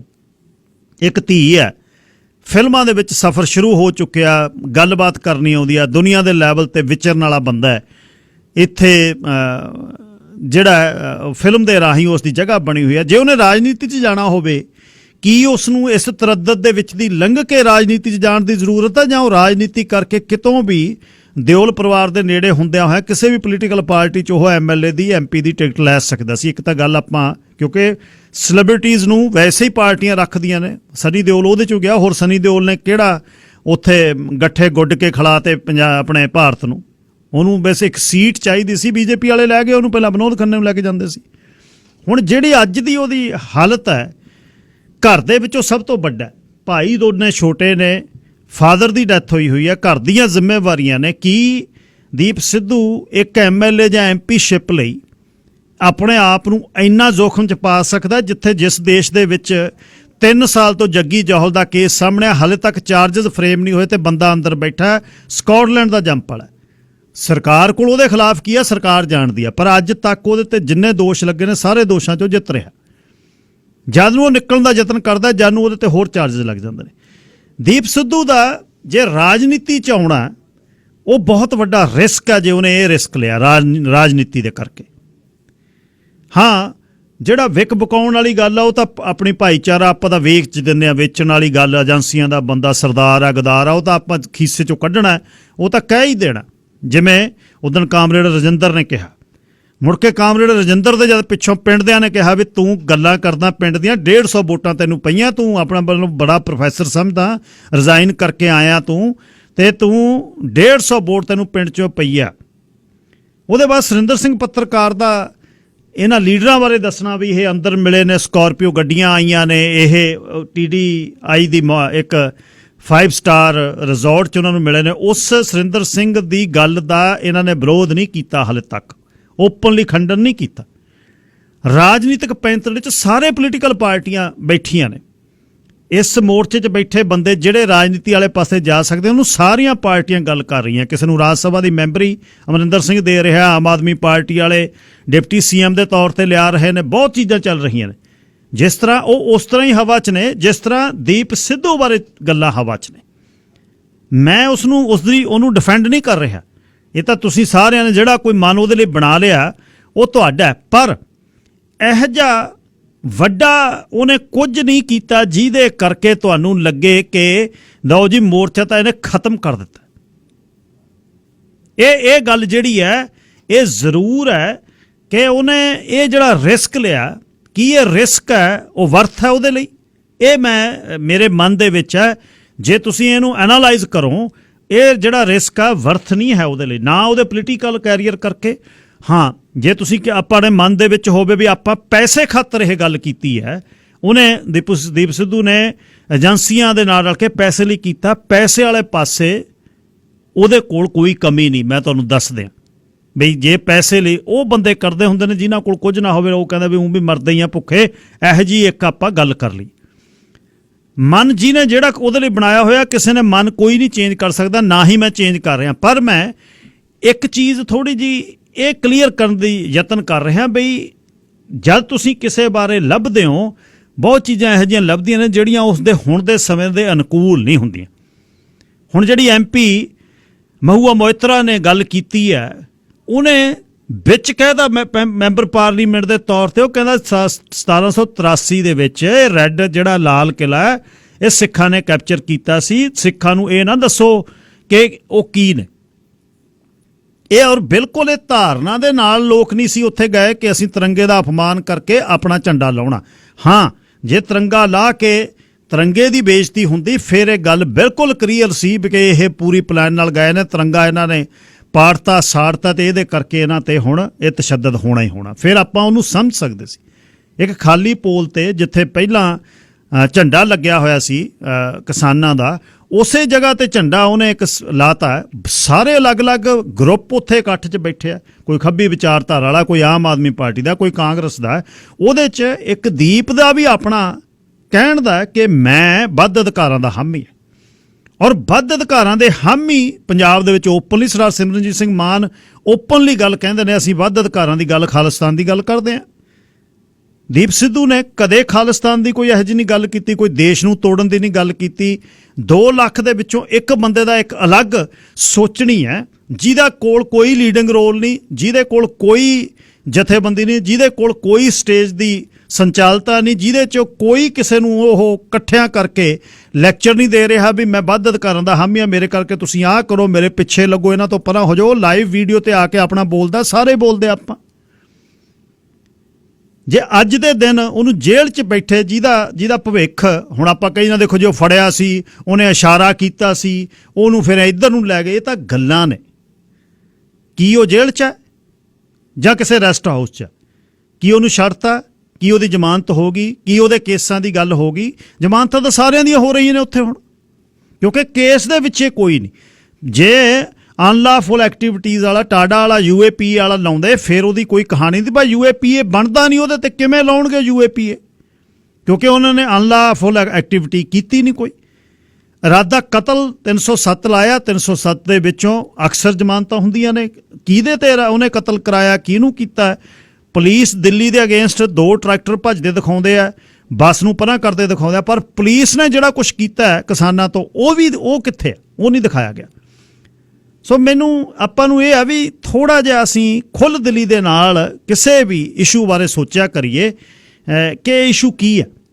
ਜਦ ਆਪਾਂ ਇੱਕ ਬੰਨੀ ਬਣਾਈ ਚੀਜ਼ ਦੇ ਵਿੱਚ ਉਹ ਗਦਾਰ ਆ ਜੀ, ਉਹ ਵੇਚਤਾ ਜੀ, ਉਹ ਇਹਨੇ ਖਤਮ ਕਰਤਾ ਜੀ, ਉਹ ਇਹੋ ਜਿਹੀਆਂ ਗੱਲਾਂ ਹੁਣ ਆਪਾਂ ਡਿਵਾਈਡ ਆ, ਅੱਧੇ ਕੋਈ ਕੁਛ ਕਹਿੰਦੇ, ਅੱਧਾ ਕੁਛ ਕੋਈ ਕਹਿੰਦੇ ਆ।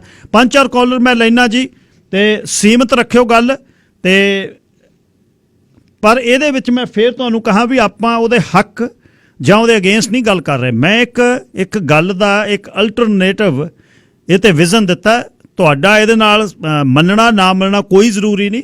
ਤੁਸੀਂ ਆਪਣੀ ਗੱਲ ਵੀ ਕਹਿ ਸਕਦੇ ਹੋ ਵੀ ਇਹ ਗੱਲ ਕਿਵੇਂ ਲੱਗਦੀ ਹੈ। ਸ਼ਬਦ ਥੋੜੇ ਰੱਖਿਓ ਵੀ 10-30 ਵਾਲੀਆਂ ਬ੍ਰੇਕ ਤੇ ਜਾਣਾ ਜੀ। ਮੈਂ sir Ranjit Singh, line number 1। ਸਤਿ ਸ਼੍ਰੀ ਅਕਾਲ ਗਿੱਲ ਸਾਹਿਬ। ਸਤਿ ਸ਼੍ਰੀ ਅਕਾਲ ਜੀ। ਬਾਈ ਜੀ ਦੇਖੋ, ਸਾਨੂੰ ਕੋਈ ਰੋਸ ਨਹੀਂ ਹੈ ਇਸ ਨਾਲ, ਬਟ ਇਹ ਹੈ ਵੀ ਜੇ ਇੱਕ ਕੈਦੀ ਆ 9 ਦੀ ਕੁੜੀ ਦੇਖ ਲਓ, ਉਹ ਵੀ ਇਸੇ ਸਟੈਂਡ ਤੇ ਲੜ ਰਹੀ ਸੀਗੀ, ਹਨਾ? ਉਹਦਾ ਵੀ ਆਈ ਥਿੰਕ ਕੋਈ ਪਤਾ ਨਹੀਂ ਆ, ਜ਼ਮਾਨਤ ਨਹੀਂ ਹੋਈ, ਉਹਦੇ ਤਸੱਦਦ ਉਹ ਅੱਡ ਹੋਇਆ। ਬਾਕੀ ਪ੍ਰੀਵੀਅਸ ਚ ਕੋਈ ਹਾਲੀਵੁੱਡ ਦੇ ਸਲਮਾਨ ਖਾਨ ਲੈ ਲਓ, ਚਾਹੇ ਤੁਹਾਡੇ ਸੰਜੇ ਦੱਤ ਲੈ ਲਓ, ਉਹਨਾਂ ਦੀਆਂ ਸ਼ਕਲਾਂ ਦੇਖੋ ਜਦੋਂ ਲੈ ਜਾਂਦੇ ਹੁੰਦੇ ਸੀਗੇ ਪੁਲਿਸ ਵਾਲੇ।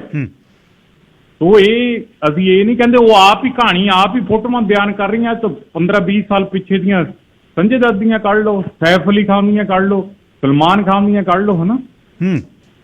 ਉਹ ਇੱਕ ਗਦਾਰ ਦੇ ਨੇ, ਉਹ ਤੇ ਸੀਨ ਏਦਾਂ ਕ੍ਰੀਏਟ ਹੁੰਦਾ ਵੀ ਆ ਗਿਆ ਚਲੇ ਗਿਆ, ਆ ਗਿਆ ਚਲੇ ਗਿਆ, ਹਨਾ? ਤੇ ਥੈਂਕ ਯੂ ਵੀਰ ਜੀ। ਚਰਨ ਸਿੱਧੂ ਜੀ, ਲਾਈਨ ਨੰਬਰ 2। ਸਤਿ ਸ਼੍ਰੀ ਅਕਾਲ ਬਾਈ ਜੀ। ਸਤਿ ਸ਼੍ਰੀ ਅਕਾਲ ਜੀ। ਜੀ ਗਿੱਲ ਸਾਹਿਬ, ਆਪਾਂ ਵੀ ਗੱਲ ਹੀ ਕਰਦੇ ਆ, ਨਾ ਉਹਦੇ ਹੱਕ ਦੀ ਹੈ ਨਾ ਦੂਸਰੀ। ਇੱਕ ਤਾਂ ਪਹਿਲੀ ਗੱਲ ਉਹ ਜਿਹੜੀ 25 ਤਰੀਕ ਨੂੰ ਉਹ ਬੋਲੇ ਨਾ, ਜਿਵੇਂ ਅਸੀਂ ਵੀ ਘਰ ਵੀ ਗੱਲ ਕਰਦੇ ਹਾਂ ਜਾਂ ਟੀਵੀ ਤੇ ਵੀ ਦੇਖੀਦਾ, 25 ਤਰੀਕ ਨੂੰ ਲੈ ਕਹਿਤਾ ਖਾਲਿਸਤਾਨ ਵੀ, ਲੈ ਇਹੀ ਚਾਹੁੰਦੇ ਸੀ ਨਾ, ਕਹਿਤਾ ਖਾਲਿਸਤਾਨ। ਮੈਂ ਤੁਹਾਨੂੰ ਦੱਸਦਾ, ਖਾਲਿਸਤਾਨ ਕਹਿਣ ਵਾਲੇ ਸਾਡੇ ਪਿੰਡ ਦੇ ਇਲਾਕੇ ਦੇ ਹੁਣ ਤੱਕ ਪੱਟੇ ਹੋਏ ਸਾਬਤ ਨਹੀਂ ਹੋਏ, ਮਹਿਸੂਸ ਨਹੀਂ ਆਏ। ਤੇ ਕਈ ਜਿਹੜੇ ਕਹਿਣ ਵਾਲੇ ਉਹ ਸੀ ਜਿਹੜੇ ਅਰਬਾਂ ਰੁਪਈਆ ਤੇ ਰੋੜਿਆਂ ਦੀਆਂ ਜ਼ਮੀਨਾਂ ਬਣਾ ਕੇ ਬਹਿ ਗਏ, ਤੇ ਉਹ ਵੀ ਨੇ ਜਿਨ੍ਹਾਂ ਨੇ ਖਾਲਿਸਤਾਨ ਕਿਹਾ, ਜਿਨ੍ਹਾਂ ਨੇ ਸਾਰਾ ਕੁਝ ਬਾਰਿਆ। ਤੀਜੀ ਗੱਲ ਉਹ ਵੀ ਨਾਲ ਆ, ਫਿਰ ਉਹਨਾਂ ਨੂੰ ਵੀ ਨਾਲ ਹੀ ਕਹੋ ਫਿਰ ਵੀ ਆਪਣੀ ਗੱਲ ਤੇ ਖੜੇ ਨੇ ਉਹ। ਨਹੀਂ, ਉਹ ਵੀ ਨਾਲ ਹੀ। ਹਾਂ, ਇੱਕ ਨਾ ਕਹੋ ਜਦ ਆਪਾਂ ਦਵਾਨੀ ਦਿੱਤੀ ਨਹੀਂ, ਆਪਾਂ ਦਵਾਨੀ ਦਿੱਤੀ ਨਹੀਂ ਕਿਸੇ 'ਚ, ਤੇ ਆਪਾਂ ਨੂੰ ਪਤਾ ਨਹੀਂ ਕਿਹਨੇ ਅਰਬਾਂ ਦੀਆਂ ਜ਼ਮੀਨਾਂ ਬਣਾ ਲਈਆਂ, ਕਿਹਨੂੰ ਪਤਾ ਲੱਗਿਆ? ਕੋਈ ਗੱਲ ਹੈ? ਵੈਸੇ ਹਵਾ 'ਚ ਗੱਲ ਕਰੀ ਜਾਣੀ ਇਹ ਨਹੀਂ ਗੱਲ। ਜੇ ਆਪਾਂ ਇੱਕ ਗੱਲ ਕਹਿੰਦੇ ਆ ਵੀ ਇਹ 9 ਤੇ ਮੈਂ ਇਹਦੇ ਖਾਲਿਸਤਾਨ ਦਾ ਕੋਈ ਹਾਮੀ ਨਹੀਂ, ਮੈਂ ਇੱਥੇ ਕਲੀਅਰ ਕਰਾਂ, ਬਿਲਕੁਲ ਨਹੀਂ। ਮੈਂ ਬਿਲਕੁਲ ਵੱਧ ਅਧਿਕਾਰਾਂ ਦੀ ਗੱਲ ਕਰਦਾ ਹਾਂ, ਮੈਂ ਪੁਲਿਸ ਦੇ ਤਸ਼ੱਦਦ ਦੀ ਗੱਲ ਕਰਦਾ। ਜੇ ਇਸ ਨੂੰ ਇਹ ਕਹਿ ਵੀ ਮੈਂ ਖਾਲਿਸਤਾਨ ਦੇ ਹੱਕ 'ਚ, ਮੈਂ ਬਿਲਕੁਲ ਨਹੀਂ ਹੈ। ਨੰਬਰ 2, ਜਿੱਥੇ ਇਹ ਕਹਿੰਦੇ ਆ ਵੀ ਉਹ ਗਦਾਰੀ ਕਰਕੇ ਆਹ ਕਰ ਲਿਆ, ਉੱਥੇ ਜਿਹੜੇ ਬਰਬਾਦ ਹੋਏ ਨੇ, ਚੱਕ ਕੇ ਪੁਲਿਸ ਨੇ ਮਾਰੇ ਨੇ, ਜਿਹੜੀ 2 ਲੱਖ ਗਿਣਤੀ ਹੈ, ਉਹ 2 ਲੱਖ ਨੇ ਖਾਲਿਸਤਾਨ ਨਹੀਂ ਸੀ ਕਿਹਾ। ਤੇ ਨਾ ਹੀ ਜਿਨ੍ਹਾਂ ਦੇ ਆਲੇ ਦੁਆਲੇ ਸਾਰਾ ਕੁਝ ਘੁੰਮਦਾ, ਸੰਤ ਜਰਨੈਲ ਸਿੰਘ ਜੀ ਖਾਲਸਾ ਭਿੰਡਰਾਂ ਵਾਲਿਆਂ ਨੇ ਕਦੇ ਕਿਹਾ ਸੀ? ਇੱਕ ਵਾਰ ਵੀ ਨਹੀਂ ਕਿਹਾ। ਉਹ ਕਹਿੰਦੇ ਜੇ ਨਹੀਂ ਤੁਸੀਂ ਹਟਦੇ ਮੈਂ ਲੈ ਲੂੰਗਾ, ਦੇ ਦਿਓ ਮੈਨੂੰ, ਪਰ ਮੈਂ ਨਹੀਂ ਮੰਗਦਾ। ਅਸੀਂ ਬਰਾਬਰ ਦੇ ਜਿਉਣਾ ਚਾਹੁੰਦੇ ਹਾਂ, ਬਰਾਬਰ ਦਾ ਅਧਿਕਾਰ ਅਸੀਂ ਮੰਨਣਾ ਚਾਹੁੰਦੇ ਹਾਂ। ਤਾਂ ਇਹਦੇ ਕਰਕੇ ਇਹ ਗੱਲ ਹੈ। ਹਾਂ, ਉਹ ਬਣੀਆਂ ਬਣਾਈਆਂ ਗੱਲਾਂ, ਆਪਾਂ ਉਹਨੇ ਜ਼ਮੀਨਾਂ ਬਣਾ ਲਈਆਂ ਅਰਬਾਂ ਦੀਆਂ, ਉਹਨਾਂ ਨੇ ਖਰਬਾਂ ਦੀਆਂ ਬਣਾ ਲਈਆਂ, ਇਹ ਗੱਲਾਂ ਨੇ। ਇਹ ਜਦ ਆਪਾਂ ਰਾਤ ਨੂੰ ਇਕੱਠੇ ਬਹਿਨੇ ਆ ਤੇ ਆਪਾਂ ਕਰੀ ਜਾਂਦੇ ਹਾਂ ਗੱਲਾਂ, ਜਿੰਨੀਆਂ ਮਰਜ਼ੀ ਆਪਾਂ ਕਰੀ ਚੱਲੀਏ। ਲੱਕੀ ਧਾਲੀਵਾਲ ਜੀ, ਲਾਈਨ ਨੰਬਰ 3। ਗੱਲ ਸਾਹਿਬ ਵੀਰ ਜੀ, ਸਤਿ ਸ਼੍ਰੀ ਅਕਾਲ। ਸਤਿ ਸ਼੍ਰੀ ਅਕਾਲ ਜੀ। ਵੀਰ ਜੀ, ਮੈਂ ਸ਼ਾਰਟਕੱਟ ਹੀ ਰੱਖੂੰਗਾ, ਵੈਸੇ ਤੁਸੀਂ ਕਾਫੀ ਕੁਝ ਕਵਰ ਕਰ ਚੁੱਕੇ ਹੋ। ਦੇਖ ਲਓ, 15-20 ਸਾਲ ਦੀ ਪਹਿਲਾਂ ਗੱਲ ਕਰੀਏ ਨਾ, ਆਪਣੀ ਲਾਈਫ ਸਾਰਿਆਂ ਦੀ ਟਾਈਮ ਨਾਲ ਟਾਈਮ ਚੇਂਜ ਹੁੰਦੀ ਰਹਿੰਦੀ ਆ, ਆਪਣੇ ਯਾਰ ਦੋਸਤ ਵੀ ਬਦਲਦੇ ਰਹਿੰਦੇ ਆ, ਆਪਣੀ ਲਾਈਫ ਦੇ ਵਿੱਚ ਤਬਦੀਲੀਆਂ ਆਉਂਦੀਆਂ ਜਾਂਦੀਆਂ ਰਹਿੰਦੀਆਂ। ਬਾਕੀ ਮੈਂ ਲਾਲ ਕਿਲੇ ਬਾਰੇ ਨਹੀਂ ਮੈਂ ਕੁਛ ਗੱਲ ਕਹੂੰਗਾ, ਇਹਦੇ ਬਾਰੇ ਤਾਂ ਆਪਣੇ ਕੋਲ ਬਹੁਤ ਕੁਛ ਕਹਿਣ ਨੂੰ ਵੀ ਹੈਗਾ, ਸੁਣ ਵੀ ਚੁੱਕੇ ਹਾਂ, ਕਹਿ ਵੀ ਚੁੱਕੇ ਹਾਂ। ਇੱਕ ਗੱਲ ਵੀਰ ਜੀ ਮੈਂ ਰਿਮਾਈਂਡ ਕਰਾਉਣੀ ਚਾਹੁੰਦਾ, ਮੇਰੀ ਰੀਸੈਂਟਲੀ ਕਿਸੇ ਬੰਦੇ ਨਾਲ ਗੱਲ ਹੋਈ ਸੀ, ਜਿਸ ਮੌਕੇ ਇਹ ਆਪਣਾ ਸੀਗਾ ਖਾੜਕੂਬਾਦ ਚੱਲ ਰਿਹਾ ਸੀ। ਜਿਹੜੇ ਬੰਦੇ ਨੇ ਦੀਪ ਸਿੱਧੂ ਦੇ ਡੈਡੀ ਦੀ ਖਾਤਰ ਗੱਲ ਕੀਤੀ ਹੈ, ਵਕੀਲ ਨੇ, ਉਹ ਬੰਦੇ ਦੇ ਖੁਦ ਇਹਨਾਂ ਦੇ ਨਾਲ ਰਹੇ ਆ ਆਪਣੇ ਸੰਬੰਧ ਬਲੈਕ ਕੈਟਾਂ ਦੇ। ਤੇ ਉਹ ਜਿਹੜਾ ਮੁੰਡਾ ਕਾਲਜ ਦੇ ਵਿੱਚ ਪੜ੍ਹਦਾ ਸੀਗਾ, ਸੋ ਪਿਤਾ ਦੇ ਲਈ ਦੀਪ ਸਿੱਧੂ ਜ਼ਿੰਮੇਵਾਰ ਹੋ ਸਕਦਾ। ਲੱਕੀ ਧਾਲੀਵਾਲ ਜੀ, ਕੀ ਤੁਸੀਂ ਬਿਲਕੁਲ ਪਿਤਾ ਜੀ ਵਾਂਗੂ ਕਰਦੇ ਹੋ ਜਾਂ ਕੀ ਮੈਂ ਆਪਣੇ ਪਿਤਾ ਜੀ ਵਾਂਗੂ ਕਰਦਾ ਸਾਰਾ ਕੁਝ? ਨਹੀਂ ਵੀਰ ਜੀ, ਇਹਦੇ ਪਿਤਾ ਜੀ ਬਾਰੇ ਮੈਂ ਦੱਸਣੀ ਚਾਹੁੰਦਾ। ਨਹੀਂ, ਤੁਸੀਂ ਮੈਨੂੰ ਦੱਸੋ, ਕੀ ਤੁਹਾਡੇ ਸਤਿਕਾਰਯੋਗ ਪਿਤਾ ਜੀ ਜਿਹੜਾ ਕਰਦੇ ਸੀ 100% ਆਪਾਂ ਕਰਦੇ ਆ? ਨਹੀਂ ਕਰਦੇ। ਨਹੀਂ ਜੀ। ਫਿਰ ਉਸ ਦਿਨ ਵੀ ਮੈਂ ਤੁਹਾਨੂੰ ਕਿਹਾ ਸੀ ਬਈ ਅਸੀਂ ਪਿਤਾ ਦੇ ਤੌਰ ਤੇ ਜੇ ਕਹਿੰਦੇ ਆ ਵੀ ਦੀਪ ਸਿੱਧੂ ਦੇ ਪਿਤਾ ਦੇ ਬਾਰੇ, ਵੀ ਦੀਪ ਸਿੱਧੂ ਦੇ ਪਿਤਾ ਨੇ ਕੁਝ ਗਲਤ ਕੀਤਾ। ਕਿੰਨੇ ਕਾਂਗਰਸੀ ਸਰਪੰਚ ਸੀ ਪੰਜਾਬ ਦੇ ਵਿੱਚ ਜਿਹੜੇ ਉਸ ਸਮੇਂ ਦੀ ਸਰਕਾਰ ਦੇ ਨੇੜੇ ਸੀ, ਤੇ ਪਿੰਡਾਂ ਦੇ ਅਕਾਲੀ ਨੌਨ ਕਾਂਗਰਸੀ ਲੋਕ ਮਿਹਨਤਾਂ ਉਹ ਸਰਪੰਚ ਦੀਆਂ ਕਰਦੇ ਸੀ ਵੀ ਸਾਡਾ ਪੁੱਤ ਛਡਾ ਦੇ, ਤੇ ਉਹ ਛਡਾ ਕੇ ਲਿਆਉਂਦੇ ਰਹੇ ਕਾਂਗਰਸੀ ਸਰਪੰਚ। ਕੀ ਉਹ ਗਦਾਰ ਹੋ ਗਏ? ਫਿਰ ਜੇ ਕਿਸੇ ਦੀ ਜਾਨ ਬਚਾਉਣਾ ਜ਼ੁਲਮ ਹੈ ਤਾਂ ਮੈਨੂੰ ਤਾਂ ਸਮਝ ਨਹੀਂ ਲੱਗਦੀ ਵੀ ਜੇ ਕੋਈ ਰਿਸੋਰਸਸ ਵਰਤ ਕੇ ਜੇ ਕਿਸੇ ਨੇ ਇਹ ਗੱਲ ਕਰ ਦਿੱਤੀ। ਦੀਪ ਸਿੱਧੂ ਫਿਲਮਾਂ ਦੇ ਵਿੱਚ ਸੀ ਪਿਛਲੇ 5 ਸਾਲਾਂ ਦਾ, ਬਠਿੰਡੇ ਹੀ ਬਣਾਈਆਂ ਨੇ, ਤੇ ਉੱਥੇ ਹੀ ਬੈਠਾ ਸੀ ਆ ਪੱਤਰਕਾਰ ਜਿਹੜਾ ਆ ਕੇ ਨਿਕਲਿਆ, ਜਿਹੜਾ ਕਹਾਣੀਆਂ ਬਣਾਉਣੀਆਂ ਜਾਣਦਾ ਬਹੁਤ। ਉਦੋਂ ਨਾ ਬੋਲਿਆ ਵੀ ਇਹ ਭਾਈ ਫਲਾਣੇ ਦਾ ਪੁੱਤ, ਇਹਦੀਆਂ ਫਿਲਮਾਂ ਨਾ ਵੇਖਿਓ। ਜਦ ਉਹਦੇ ਤੇ ਹੁਣ ਮਾੜਾ ਸਮਾਂ ਆ ਗਿਆ, ਉਹ ਕਹਿੰਦਾ ਮੈਂ ਵੀ ਦੱਸੂ, ਮੇਰੀ ਵੀ ਕਹਾਣੀ ਸੁਣੋ। ਸੋ ਮੇਰੇ ਕਹਿਣ ਦਾ ਮਤਲਬ, ਇਸ ਨੂੰ ਆਪਾਂ ਇਹ ਨਹੀਂ ਸਿੱਧ ਕਰ ਸਕਦੇ ਕਿ ਦੀਪ ਸਿੱਧੂ ਦੇ ਪਿਤਾ ਨੇ ਕੁਛ ਕੀਤਾ ਤਾਂ ਦੀਪ ਸਿੱਧੂ ਨੇ ਵੀ ਇਹ ਕੀਤਾ। Sir Inderjit Singh, line number 4। Khalsa Waheguru ji ਜੀ ਕਾ ਖਾਲਸਾ, ਵਾਹਿਗੁਰੂ ਜੀ ਫਤਿਹ ਜੀ। ਟਾਈਮ ਸ਼ਾਰਟ ਆ ਜੀ ਤੁਹਾਡੇ ਕੋਲ ਵੀ। ਸਭ ਹੱਥ ਜੋੜ ਕੇ ਬੇਨਤੀ ਆ ਸਾਰਿਆਂ ਨੂੰ। ਪਹਿਲੀ ਗੱਲ ਮੈਂ ਸ਼ਾਰਟ ਕਰੂੰਗਾ, ਬਹੁਤ ਸ਼ਾਰਟ ਗੱਲ ਕਰੂੰਗਾ। ਜਿਸ ਦਿਨ ਗੱਦਾਰੀਆਂ ਦੇ ਸਰਟੀਫਿਕੇਟ ਦਿੱਤੇ ਨੇ, ਉਦੋਂ ਸਿਰਫ ਤੇ ਸਿਰਫ ਇੱਕ ਚੀਜ਼ ਸੀਗੀ ਸਾਰਿਆਂ ਦੇ ਕੋਲ ਵੀ, ਉਦੋਂ ਬੀਜੇਪੀ ਨਾਲ ਫੋਟੋਗ੍ਰਾਫਸ ਨੇ। ਮੈਂ ਲੋਕਲ ਖੰਨੇ ਦਾ ਰਹਿਣੇ ਵਾਲਾ ਜੀ। ਰਾਜੇਵਾਲ ਸਾਹਿਬ ਬਹੁਤ ਸਤਿਕਾਰਯੋਗ ਨੇ। ਮੈਂ ਅੱਜ ਵੀ ਕਹਿੰਦਾ ਸੀ ਕਿਸਾਨ ਮੁੱਦੇ ਦੇ ਉੱਤੇ ਇਹਨਾਂ ਦੇ ਨਾਲ ਆ ਸਾਰਿਆਂ ਦੇ ਜੀ। ਪਰ ਜਿਹੜਾ ਰਾਜੇ ਸਾਹਿਬ ਦਾ ਪਿਛੋਕੜ ਆ, ਅਕਾਲੀ ਦਲ ਤੋਂ ਟਿਕਟ ਮੰਗ ਰਹੇ ਸੀ ਸਮਰਾਲੇ ਤੋਂ, ਨਹੀਂ ਦਿੱਤੀ, ਖੀਰਨੀਆ ਸਾਹਿਬ ਦੇ ਬੇਟੇ ਨੇ ਦਿੱਤੀ, ਫਿਰ ਸੰਤਾ ਸਿੰਘ ਹੋਣੀ ਆ ਗਏ, ਬੜਾ ਕੁਛ ਚੱਲਿਆ ਜੀ ਉੱਥੇ। ਜੇ ਆਪਾਂ ਇਹ ਚੀਜ਼ਾਂ ਦੇਖਣੀਆਂ ਨੇ ਨਾ, ਫਿਰ ਢਿੱਡ ਚੱਕਿਆ ਸਾਰਿਆਂ ਦੇ ਨੰਗੇ ਹੋ ਜਾਣੇ ਨੇ, ਕੋਈ ਦੁੱਧ ਉੱਤੇ ਨਹੀਂ ਹੈਗੇ। ਦੂਜੀ ਗੱਲ, ਮੈਂ ਇਹ ਹੈਰਾਨ ਆ ਮੇਰੇ ਵੀਰੋ, ਇੱਥੇ ਜਿਹੜੇ ਆਪਾਂ ਰਹਿਣੀ ਆ ਕੈਨੇਡਾ ਦੇ ਵਿੱਚ, ਸਾਨੂੰ ਸਿਚੁਏਸ਼ਨ ਦਾ ਹੀ ਨਹੀਂ ਪਤਾ। ਤੁਸੀਂ ਕਿਹੜੇ ਇੱਥੇ ਕਈ ਸਾਡੇ ਹੋਸਟ ਨੇ ਜਿਹੜੇ ਹਾਮੀ ਭਰਦੇ ਨੇ ਦਿੱਲੀ ਪੁਲਿਸ ਦੀ, ਸ਼ਰਮ ਆਉਣੀ ਚਾਹੀਦੀ ਉਹਨਾਂ ਨੂੰ। ਤੇ ਉੱਥੇ ਹਾਲਾਤ ਤਾਂ ਦੇਖੋ ਕੀ ਬਣੇ ਹੋਏ ਨੇ। ਕੇਸਰੀ ਨਿਸ਼ਾਨ ਸਾਹਿਬ, ਇੱਕ ਨਿਸ਼ਾਨ ਸਾਹਿਬ ਤੇ ਤਿਰੰਗੇ ਦੀ ਬੇਅਦਬੀ ਹੋ ਗਈ ਜੀ। ਕਿੱਥੋਂ ਦੱਸੋ ਤੁਸੀਂ? ਆਪਾਂ ਨੂੰ ਦਿਖ ਰਹੀ ਆ, ਵੀਡੀਓ ਦਿਖ ਰਹੀ ਆ। ਤੁਸੀਂ ਸੋਚ ਕੇ ਦੇਖੋ ਮੇਰੇ ਵੀਰੋ, ਜਿਹੜੇ ਸੰਤ ਜਰਨੈਲ ਸਿੰਘ ਖਾਲਸਾ ਜੀ ਵੇਲੇ ਕਿੰਨੀ ਏਜੰਸੀਆਂ ਨੇ ਉਹਨਾਂ ਨੂੰ ਬਦਨਾਮ ਕਰਨ ਦੀ ਕੋਸ਼ਿਸ਼ ਕੀਤੀ ਹੋਣੀ। ਅੱਜ ਤਾਂ ਸਾਡੇ ਕੋਲ ਵੀਡੀਓਜ਼ ਨੇ, ਅਸੀਂ ਤਾਂ ਮੰਨਣ ਨੂੰ ਤਿਆਰ ਨਹੀਂ ਹੈਗੇ। ਉੱਥੇ ਕੋਈ ਬੇਅਦਬੀ ਨਹੀਂ ਹੋਈ ਜੀ। ਆਪਣੇ ਪਿੰਡ ਖੱਟੜੇ ਦੇ 5 ਮੁੰਡੇ ਉੱਥੇ ਸੀ ਫੋਰ ਦਾ ਟਾਈਮ। ਉੱਥੇ 2-3 ਘੰਟੇ ਕੋਈ ਉੱਥੇ ਦੀਪ ਸਿੱਧੂ ਦਾ ਨਾਂ ਨਹੀਂ ਸੀਗਾ। ਜਦ ਉੱਥੇ ਸਾਰੀ ਉੱਥੇ ਪਹੁੰਚੀ ਆ, ਉਹ ਤਾਂ ਬਾਅਦ ਚ ਹੀ ਪਹੁੰਚੇ ਉੱਥੇ। ਹੁਣ ਕਹਿੰਦੇ ਦਾਤੀ ਦੇ ਇੱਕ ਪਾਸੇ ਦੰਦੇ, ਸਾਡੇ 2 ਪਾਸੇ ਨੇ। ਜਦੋਂ ਉਹ ਸ਼ੰਭੂ ਮੋਰਚੇ ਤੇ ਬੈਠਾ ਸੀ, ਕਿਸੇ ਨੇ ਖਾਲਿਸਤਾਨ ਦਾ ਨਾਰਾ ਲਾਤਾ, ਉਹਨੇ ਚੁੱਪ ਕਰਾਇਆ ਤੇ ਸਾਰੀ ਸੰਗਤ ਜੀ ਫੇਸਬੁੱਕ ਵਾਲੀ ਇਹਦਾ ਖਾਲਿਸਤਾਨ ਵਿਰੋਧੀ ਹੈ ਜੀ, ਇਹ ਤਾਂ ਗਦਾਰ ਹੈ ਜੀ, ਇਹ ਤਾਂ ਗਦਾਰ ਹੈ ਜੀ, ਸਰਟੀਫਿਕੇਟ ਗਦਾਰਾਂ ਦੇ ਚੱਕ ਕੇ ਮਾਰਦੇ ਆ ਮੂਰੇ। ਸੋ ਗੱਲ ਤਾਂ ਇਹ ਹੈ ਗੱਲ ਸਾਹਿਬ ਵੀ ਇਹ ਸੰਘਰਸ਼ ਦੇ ਵਿੱਚ ਏਦਾਂ ਦੀਆਂ ਚੀਜ਼ਾਂ ਹੋਣੀਆਂ ਲਾਜ਼ਮੀ ਨੇ। ਤੁਹਾਡੀ ਉਮਰ, ਤੁਸੀਂ ਸਾਡੇ ਬਜ਼ੁਰਗਾਂ ਵਰਗੇ ਹੋ, ਤੁਸੀਂ ਬੜਾ ਕੁਝ ਦੇਖਿਆ ਹੋਣਾ ਪੰਜਾਬ 'ਚ, ਹਾਲਾਤ ਦੇਖੇ ਨੇ ਜੀ ਤੁਸੀਂ। ਤੁਹਾਡੇ ਏਰੀਏ 'ਚ ਤਾਂ ਸ਼ਿਕਾਰ ਹੁੰਦੇ ਰਹੇ ਨੇ ਜੀ ਕੇਸਰੀ ਪਰਨੇ ਵਾਲਿਆਂ ਦੇ। ਬਿਲਕੁਲ ਜੀ, ਬਿਲਕੁਲ। ਆਪਣੇ ਚਲ ਮੈਂ ਕਾਹਨੂੰ ਨਾਂ ਲੈਣੇ ਨੇ ਜੀ, ਹੈ ਜੀ। ਸੋ ਕਹਿਣ ਦਾ ਭਾਵ, ਆਪਾਂ ਆਪਸ 'ਚ ਹੀ ਨਾ ਟੁੱਟੀਏ। ਦੀਪ ਨੂੰ ਕੱਲੇ ਨੂੰ ਕਟਗਰੇ 'ਚ ਖੜਾ ਕਰਕੇ ਸਾਰੀ ਕੌਮ ਦਾ ਸਿਰ ਨੀਵਾਂ ਨਾ ਕਰੋ। ਸਾਡੇ ਬਹੁਤ ਕੁਝ ਦੇਣ, ਇਸ ਦੇਸ਼ ਨੂੰ ਦੇਣਾ, ਪੂਰੀ ਦੁਨੀਆ ਨੂੰ ਸਾਡੀ ਬਹੁਤ ਕੁਝ ਦੇਣਾ। ਮੈਂ ਮੇਰੀ ਹੱਥ ਜੋੜ ਕੇ ਬੇਨਤੀ ਆ ਵੀਰੋ, ਆਪਾਂ ਆਪਣੀ ਏਕਤਾ ਭੰਗ ਕਰੀ ਜਾਂਦੇ ਆ। ਜੋ ਕੁਝ ਦੀ ਮੀਡੀਆ ਕਹਿ ਰਿਹਾ, ਅਸੀਂ ਵੀ ਉਹੀ ਰਾਹ ਤੇ ਚੱਲ ਰਹੇ ਹਾਂ। ਘੱਟੋ ਘੱਟ ਅਸੀਂ ਆਪਣੀ ਏਕਤਾ ਤਾਂ ਦਿਖਾਈਏ ਨਾ। ਸਾਡੇ ਵੱਖਰੇਵੇਂ ਵੱਖਰੇ ਹੋ ਸਕਦੇ ਨੇ। ਗਿੱਲ ਸਾਹਿਬ ਤੁਸੀਂ ਬੜੀ ਚੰਗੀ ਗੱਲ ਕਹੀ, ਹਰੇਕ ਦਾ ਓਪੀਨੀਅਨ ਵੱਖਰਾ ਵੱਖਰਾ ਹੋ ਸਕਦਾ। ਅੱਜ ਓਪੀਨੀਅਨ ਲੈਣ ਦੀ ਲੋੜ ਆ, ਇੱਕ ਹੋ ਜਾਈਏ। ਥੈਂਕ ਯੂ ਵੀਰ। 26 ਜਨਵਰੀ ਲਈ ਕੱਲਾ ਹੀ ਵਿਚਾਰਾ ਉਹ ਕਰਤਾ। ਧੰਨਵਾਦ ਜੀ। ਖਬਰਾਂ ਤੋਂ ਬਾਅਦ ਵਾਪਸ ਆਉਣਾ। ਥੋੜਾ ਸਮਾਂ ਇਸ ਬਾਰੇ ਗੱਲ ਕਰਨੀ ਚਾਹੁੰਦਾ, ਪਰ ਤੁਹਾਡੀਆਂ ਕਾਲਸ ਬਹੁਤ ਨੇ। ਸੰਵਾਦ ਆਪਾਂ ਰਚ ਰਹੇ ਹਾਂ, ਡਾਇਲੌਗ ਕਰ ਰਹੇ ਹਾਂ। ਸਾਹ ਲੈ ਕੇ ਠੰਡੇ ਮਤੇ ਨਾਲ ਆਪਣੀ ਗੱਲ ਕਰੋ। ਗੁੱਸੇ ਨਹੀਂ ਕਿਸੇ ਨੇ ਹੋਣਾ, ਕਿਸੇ ਨੂੰ ਮਾੜਾ ਨਹੀਂ ਬੋਲਣਾ। ਇਹ ਜ਼ਰੂਰ ਬੇਨਤੀ ਹੈ, ਤੇਜ਼ੀ 'ਚ ਨਹੀਂ ਆਉਣਾ। Sir Harjinder Singh, line number 5। ਹਾਂਜੀ, ਸਤਿ ਸ਼੍ਰੀ ਅਕਾਲ ਜੀ। ਸਤਿ ਸ਼੍ਰੀ ਅਕਾਲ ਜੀ। ਹਾਂਜੀ, ਆਪਾਂ ਦੀਪ ਸਿੱਧੂ ਦੀ ਗੱਲ ਕਰ ਰਹੇ ਹਾਂ ਮੇਨਲੀ, ਕਿ ਦੀਪ ਸਿੱਧੂ ਦਾ ਐਕਸ਼ਨ ਜਿਹੜਾ 25 ਤਰੀਕ ਨੂੰ ਜਿਹੜਾ ਉਹਨੇ ਸਟੇਜ ਤੇ ਖੜ ਕੇ ਕਿਹਾ, ਤੁਸੀਂ ਪਹਿਲਾਂ ਆਪਣੇ ਜਿਹੜੇ ਬੋਲੇ ਵੀ ਉਹਨੇ ਕਿਤੇ ਵੀ ਖਾਲਿਸਤਾਨ ਨਹੀਂ ਕਿਹਾ, ਉਹਨੇ ਸਿੱਧਾ ਕਿਹਾ ਮੈਂ ਕਹਿੰਦਾ ਖਾਲਿਸਤਾਨ। ਬਾਕੀ ਜਿੰਨਾ ਉਹਦਾ ਐਕਸ਼ਨ ਜਿੰਨੇ ਕਰਦਾ ਆ ਉਹ। ਸਰ ਹਰਜਿੰਦਰ ਸਿੰਘ ਜੀ, ਕਿੱਥੇ ਕਿਹਾ ਉਹਨੇ ਖਾਲਿਸਤਾਨ? ਲਾਲ ਕਿਲੇ ਤੇ? ਨਹੀਂ, ਹਾਂਜੀ, ਸਟੇਜ ਤੇ ਕਿਹਾ। ਹਾਂਜੀ, ਪਰ ਲਾਲ ਕਿਲੇ ਦੀ ਗੱਲ ਆਪਾਂ ਕਰ ਰਹੇ ਹਾਂ ਨਾ। ਲਾਲ ਕਿਲੇ ਤੇ ਕਰਕੇ ਜਿਹੜਾ ਐਕਸ਼ਨ ਜਿਹੜਾ ਮੈਂ ਭਾਜੀ ਉਹ ਬੰਦਾ ਆ ਜਿਹੜਾ 84 ਦਾ ਸਾਰਾ ਸੰਘਰਸ਼ ਦੇਖਿਆ ਤੇ ਬੱਚੇ ਹੀ ਰਹੇ ਆ, ਸਾਰੇ ਹੀ ਵੇਖ ਕੇ ਆਏ ਹੋਏ ਆ ਜੀ, ਸਾਰੇ ਹੀ ਵੇਖ ਕੇ ਆਏ ਹੋਏ, ਦੇਖ ਕੇ ਆਏ ਆ। ਤੇ ਫਿਰ ਮੈਂ ਵੀ ਦੇਖਿਆ ਕਿੱਦਾਂ ਫੇਲ ਹੋਇਆ, ਕਿੱਦਾਂ ਪੰਥਕ ਕਮੇਟੀਆਂ ਤੋਂ ਉਹ ਡਿਸਕਸ਼ਨ ਨਹੀਂ ਆਪਣੀ ਹੈ, ਉਹ ਡਿਸਕਸ਼ਨ ਨਹੀਂ ਹੈ, ਉਹ ਹੀ ਲਾਈਨ ਲਿਜਾ ਰਹੇ ਆ। ਨਹੀਂ ਉਹ ਇੱਕ ਅਲੱਗ ਚੀਜ਼ ਹੈ, ਇਹ ਇੱਕ ਅਲੱਗ ਹੈ। ਜੇ ਤੁਹਾਨੂੰ ਉਹਦੀਆਂ ਚੀਜ਼ਾਂ ਕੋਈ ਸਹੀ ਨਹੀਂ ਲੱਗੀਆਂ, ਮੈਂ ਉਸ ਗੱਲ ਦਾ ਸਤਿਕਾਰ ਕਰਦਾ, ਪਰ ਉਹਨੇ ਲਾਲ ਕਿਲੇ ਤੇ ਖਾਲਿਸਤਾਨ ਦੀ ਨਹੀਂ ਗੱਲ ਕਹੀ। ਮੈਂ ਖਾਲਿਸਤਾਨ ਦੀ ਗੱਲ ਨਹੀਂ ਕਹੀ, ਪਰ ਉਹ ਥੱਲੇ ਖੜਾ ਜਿਹੜੀਆਂ ਗੱਲਾਂ ਕਰਦਾ, ਜਿਹੜਾ ਕਿ ਇਸ ਗੱਲ ਨਾਲ ਕੋਈ ਲਿੰਕ ਹੀ ਨਹੀਂ ਗਾ।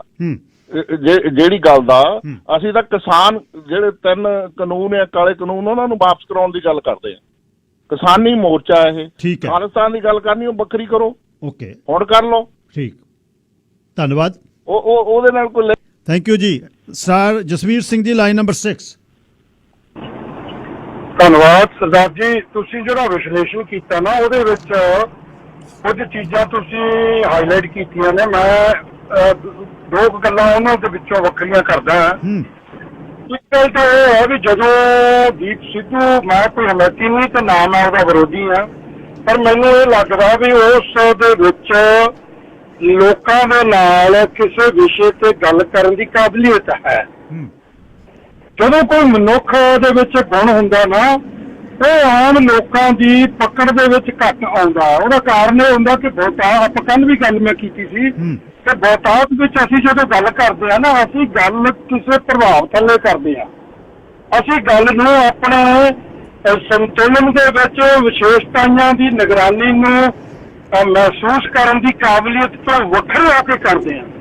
ਇੱਕ ਗੱਲ ਤਾਂ ਇਹ ਹੈ ਵੀ ਹੁਣ ਜਿਹੜੇ ਬਾਈ ਜੀ ਕਹਿ ਕੇ ਵੀ ਗਏ ਨੇ ਖਾਲਿਸਤਾਨ ਦਾ ਕਨਸੈਪਟ ਦੀ, ਜਦੋਂ ਉਹ ਗੱਲ ਕਰਦਾ ਨਾ, ਉਹਨੇ ਇਹ ਨਹੀਂ ਕਿਹਾ ਵੀ ਮੈਂ ਖਾਲਿਸਤਾਨ ਮੰਗਦਾ। ਬੇਸਿਕਲੀ ਕੀ ਹੁੰਦਾ ਹੈ, ਅਸੀਂ ਜਿਹੜੀ ਚੀਜ਼ ਦੇ ਵਿਰੋਧ ਹੁੰਦੇ ਹਾਂ ਜਾਂ ਹੱਕ ਚ ਹੁੰਦੇ ਹਾਂ, ਅਸੀਂ ਉਸ ਇਕੱਲੇ ਸ਼ਬਦ ਨੂੰ ਜਾਂ ਇਕੱਲੇ ਕਿਸੇ ਕਨਸੈਪਟ ਨੂੰ ਚੱਕ ਲੈਂਦੇ ਹਾਂ। ਵੇਖਣ ਵਾਲੀ ਗੱਲ ਇਹ ਹੁੰਦੀ ਆ ਵੀ ਕਿਹੜੀ ਵਾਰਤਾਲਾਪ ਦੇ ਸੰਦਰਭ ਦੇ ਵਿੱਚ ਉਹ ਗੱਲ ਕੀਤੀ ਜਾਂਦੀ ਹੈ। ਜਿਵੇਂ ਕਿ ਬਾਬਾ ਜਰਨੈਲ ਸਿੰਘ, ਉਹਨਾਂ ਦੇ ਉੱਤੇ ਵੀ ਗੱਲ ਕਰ ਦਿੰਦੇ ਨੇ ਜੀ, ਉਹ ਕਹਿੰਦੇ ਸੀ 20 ਮਾਰਾਂਗੇ, ਲੇਕਿਨ ਉਹ ਕਿਹੜੇ ਸੰਦਰਭ ਸੀ?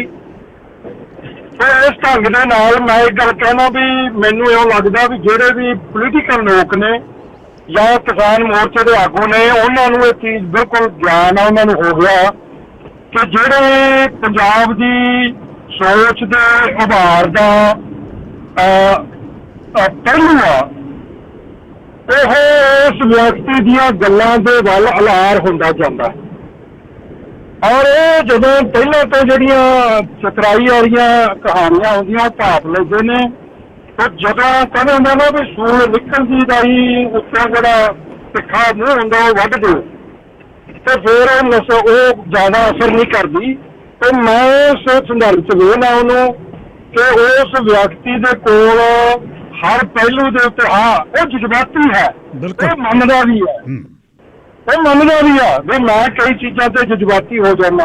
ਪਰ ਜਦੋਂ ਕੋਈ ਵਿਅਕਤੀ ਚੱਲਦਾ, ਉਹਦੇ ਹਿਰਦੇ 'ਚ ਕੋਈ ਸਫਾਈ ਹੁੰਦੀ ਹੈ ਨਾ, ਤਾਂ ਜਜ਼ਬਾਤ ਉਸ ਨੂੰ ਪਹਿਲਾਂ ਕਰਦੇ ਨੇ, ਮੁੜ ਕੇ ਹੌਲੀ ਹੌਲੀ ਮਨੁੱਖ ਸਾਂਭਣ ਲੱਗ ਜਾਂਦਾ। ਧੰਨਵਾਦ ਜੀ। ਥੋੜਾ ਜਿਹਾ ਸਮਾਂ ਸਰਾਰ ਜੀ ਘੱਟ ਆ ਮੇਰੇ ਕੋਲ, ਕਾਲਰ ਬਾਕੀ ਨਾ ਮਹਿਸੂਸ ਕਰਨ ਬਈ ਕਈਆਂ ਨੂੰ ਮੈਂ ਵੱਧ ਸਮਝਣਾ। ਟਾਂਡੀ ਜੀ, ਲਾਈਨ ਨੰਬਰ 1। ਹਾਂਜੀ, ਸਤਿ ਸ੍ਰੀ ਅਕਾਲ ਜੀ। ਸਤਿ ਸ੍ਰੀ ਅਕਾਲ ਜੀ। ਇਹ ਦੇਖੋ ਜੀ, ਸੋਚਣਾ ਬਚਾਉਣਾ ਪਊਗਾ ਵੀ ਪਹਿਲਾਂ ਵੀ ਸਾਡੇ ਲੀਡਰ ਜਿਹੜੇ ਹੋਏ ਆ ਨਾ, ਉਹ ਗਰਾਊਂਡ ਲੈਵਲ ਤੋਂ ਹੀ ਹੋਏ ਆ। ਬਹੁਤ ਚਿਰਾਂ ਬਾਅਦ ਪ੍ਰਕਾਸ਼ ਸਿੰਘ ਬਾਦਲ ਦਾ ਪਤਾ ਲੱਗਾ ਕਿ ਇਹਨਾਂ ਦਾ ਪਿਛੋਕੜ ਕਾਂਗਰਸੀ ਆ। ਉਹ ਜਗਮੀਤ ਬਰਾੜ ਹੁੰਦਾ ਸੀ, ਜਿਹਨੇ ਮੋਢੇ ਤੇ ਖਾਲਿਸਤਾਨ ਲਿਖਾਇਆ ਹੁੰਦਾ ਸੀ, ਉਹ ਹੁਣ ਘੁੰਮ ਕੇ ਦੂਜੇ ਅਕਾਲੀ ਦਲ ਦੇ ਵਿੱਚ ਫੇਰ ਚੱਲ ਗਿਆ, ਤਾਂ ਉਹਦਾ ਜਿਹੜਾ ਪਿਛੋਕੜ ਸੀਗਾ ਤੇ ਉਹ ਮੋਰਚਿਆਂ ਦੇ ਵਿੱਚ ਵੀ ਸ਼ਾਮਲ ਹੁੰਦਾ ਰਿਹਾ। ਹੁਣ ਦੀਪ ਸਿੱਧੂ ਦਾ ਵੀ ਪਿਛੋਕੜ ਇਹ ਹੀ ਆ ਵੀ ਪਹਿਲਾਂ ਭਾਜਪਾ ਦੇ ਪਿੱਛੋਂ ਆਇਆ, ਸਨੀ ਦਿਓਲ ਦੇ ਨਾਲ ਰਿਹਾ, ਤੇ ਹੁਣ ਸਾਨੂੰ ਇਹ ਸੋਚਣਾ ਚਾਹੀਦਾ ਕਿ ਸਾਰੇ ਲੱਖਾ ਸਿਧਾਣਾ ਵੀ ਇਹ ਵਿੱਚ ਹੀ ਆਉਂਦਾ ਕਿ ਇਹ ਸਿਰਫ ਨਾ ਕੁਰਸੀ ਮੁੱਖ ਮੰਤਰੀ ਨੂੰ, ਅੱਜ ਕੱਲ੍ਹ ਦੇ ਗਰਾਊਂਡ ਲੈਵਲ ਦੇ ਮੁੱਖ ਮੰਤਰੀ ਦੀ ਕੁਰਸੀ ਨੂੰ ਜਿੱਦਾਂ ਪੈ ਜਾਂਦੇ ਆ। ਤੇ ਟਾਂਡੀ ਜੀ, ਕੱਲ ਵੀ ਤੁਹਾਡੀ ਇਹੀ ਗੱਲ ਸੀ, ਕੁਰਸੀ ਉਹਨੇ ਲੜਨੀ ਹੁੰਦੀ, ਉਹਨੂੰ ਇਹ ਸਿਆਪਿਆਂ 'ਚ ਪੈਣ ਦੀ ਲੋੜ ਨਹੀਂ ਸੀ ਜਿਵੇਂ ਮੈਂ ਸੋਚਦਾ। ਉਹ ਤਾਂ ਆਰਾਮ ਨਾਲ ਉਹਨੂੰ ਕਿਤੇ ਸੀਟ ਲੈ ਸਕਦੇ ਸੀ, ਸੈਲੀਬ੍ਰਿਟੀਆਂ ਨੂੰ ਦਿੰਦੇ ਨੇ। ਬਾਕੀ ਜਿਹੜੀ ਭਾਜਪਾ ਦੀ ਗੱਲ ਹੈ, ਉਹ 15 ਦਿਨ ਕੈਂਪੇਨ ਤੇ ਗਿਆ, ਹੋਰ ਉਹਨੇ ਮੈਨੂੰ ਨਹੀਂ ਪਤਾ ਕੀ ਉਹਨੇ ਭਾਜਪਾ 'ਚ ਕੀਤਾ। ਜਗਮਿੰਦਰ ਸਿੰਘ ਜੀ, ਲਾਈਨ ਨੰਬਰ 2।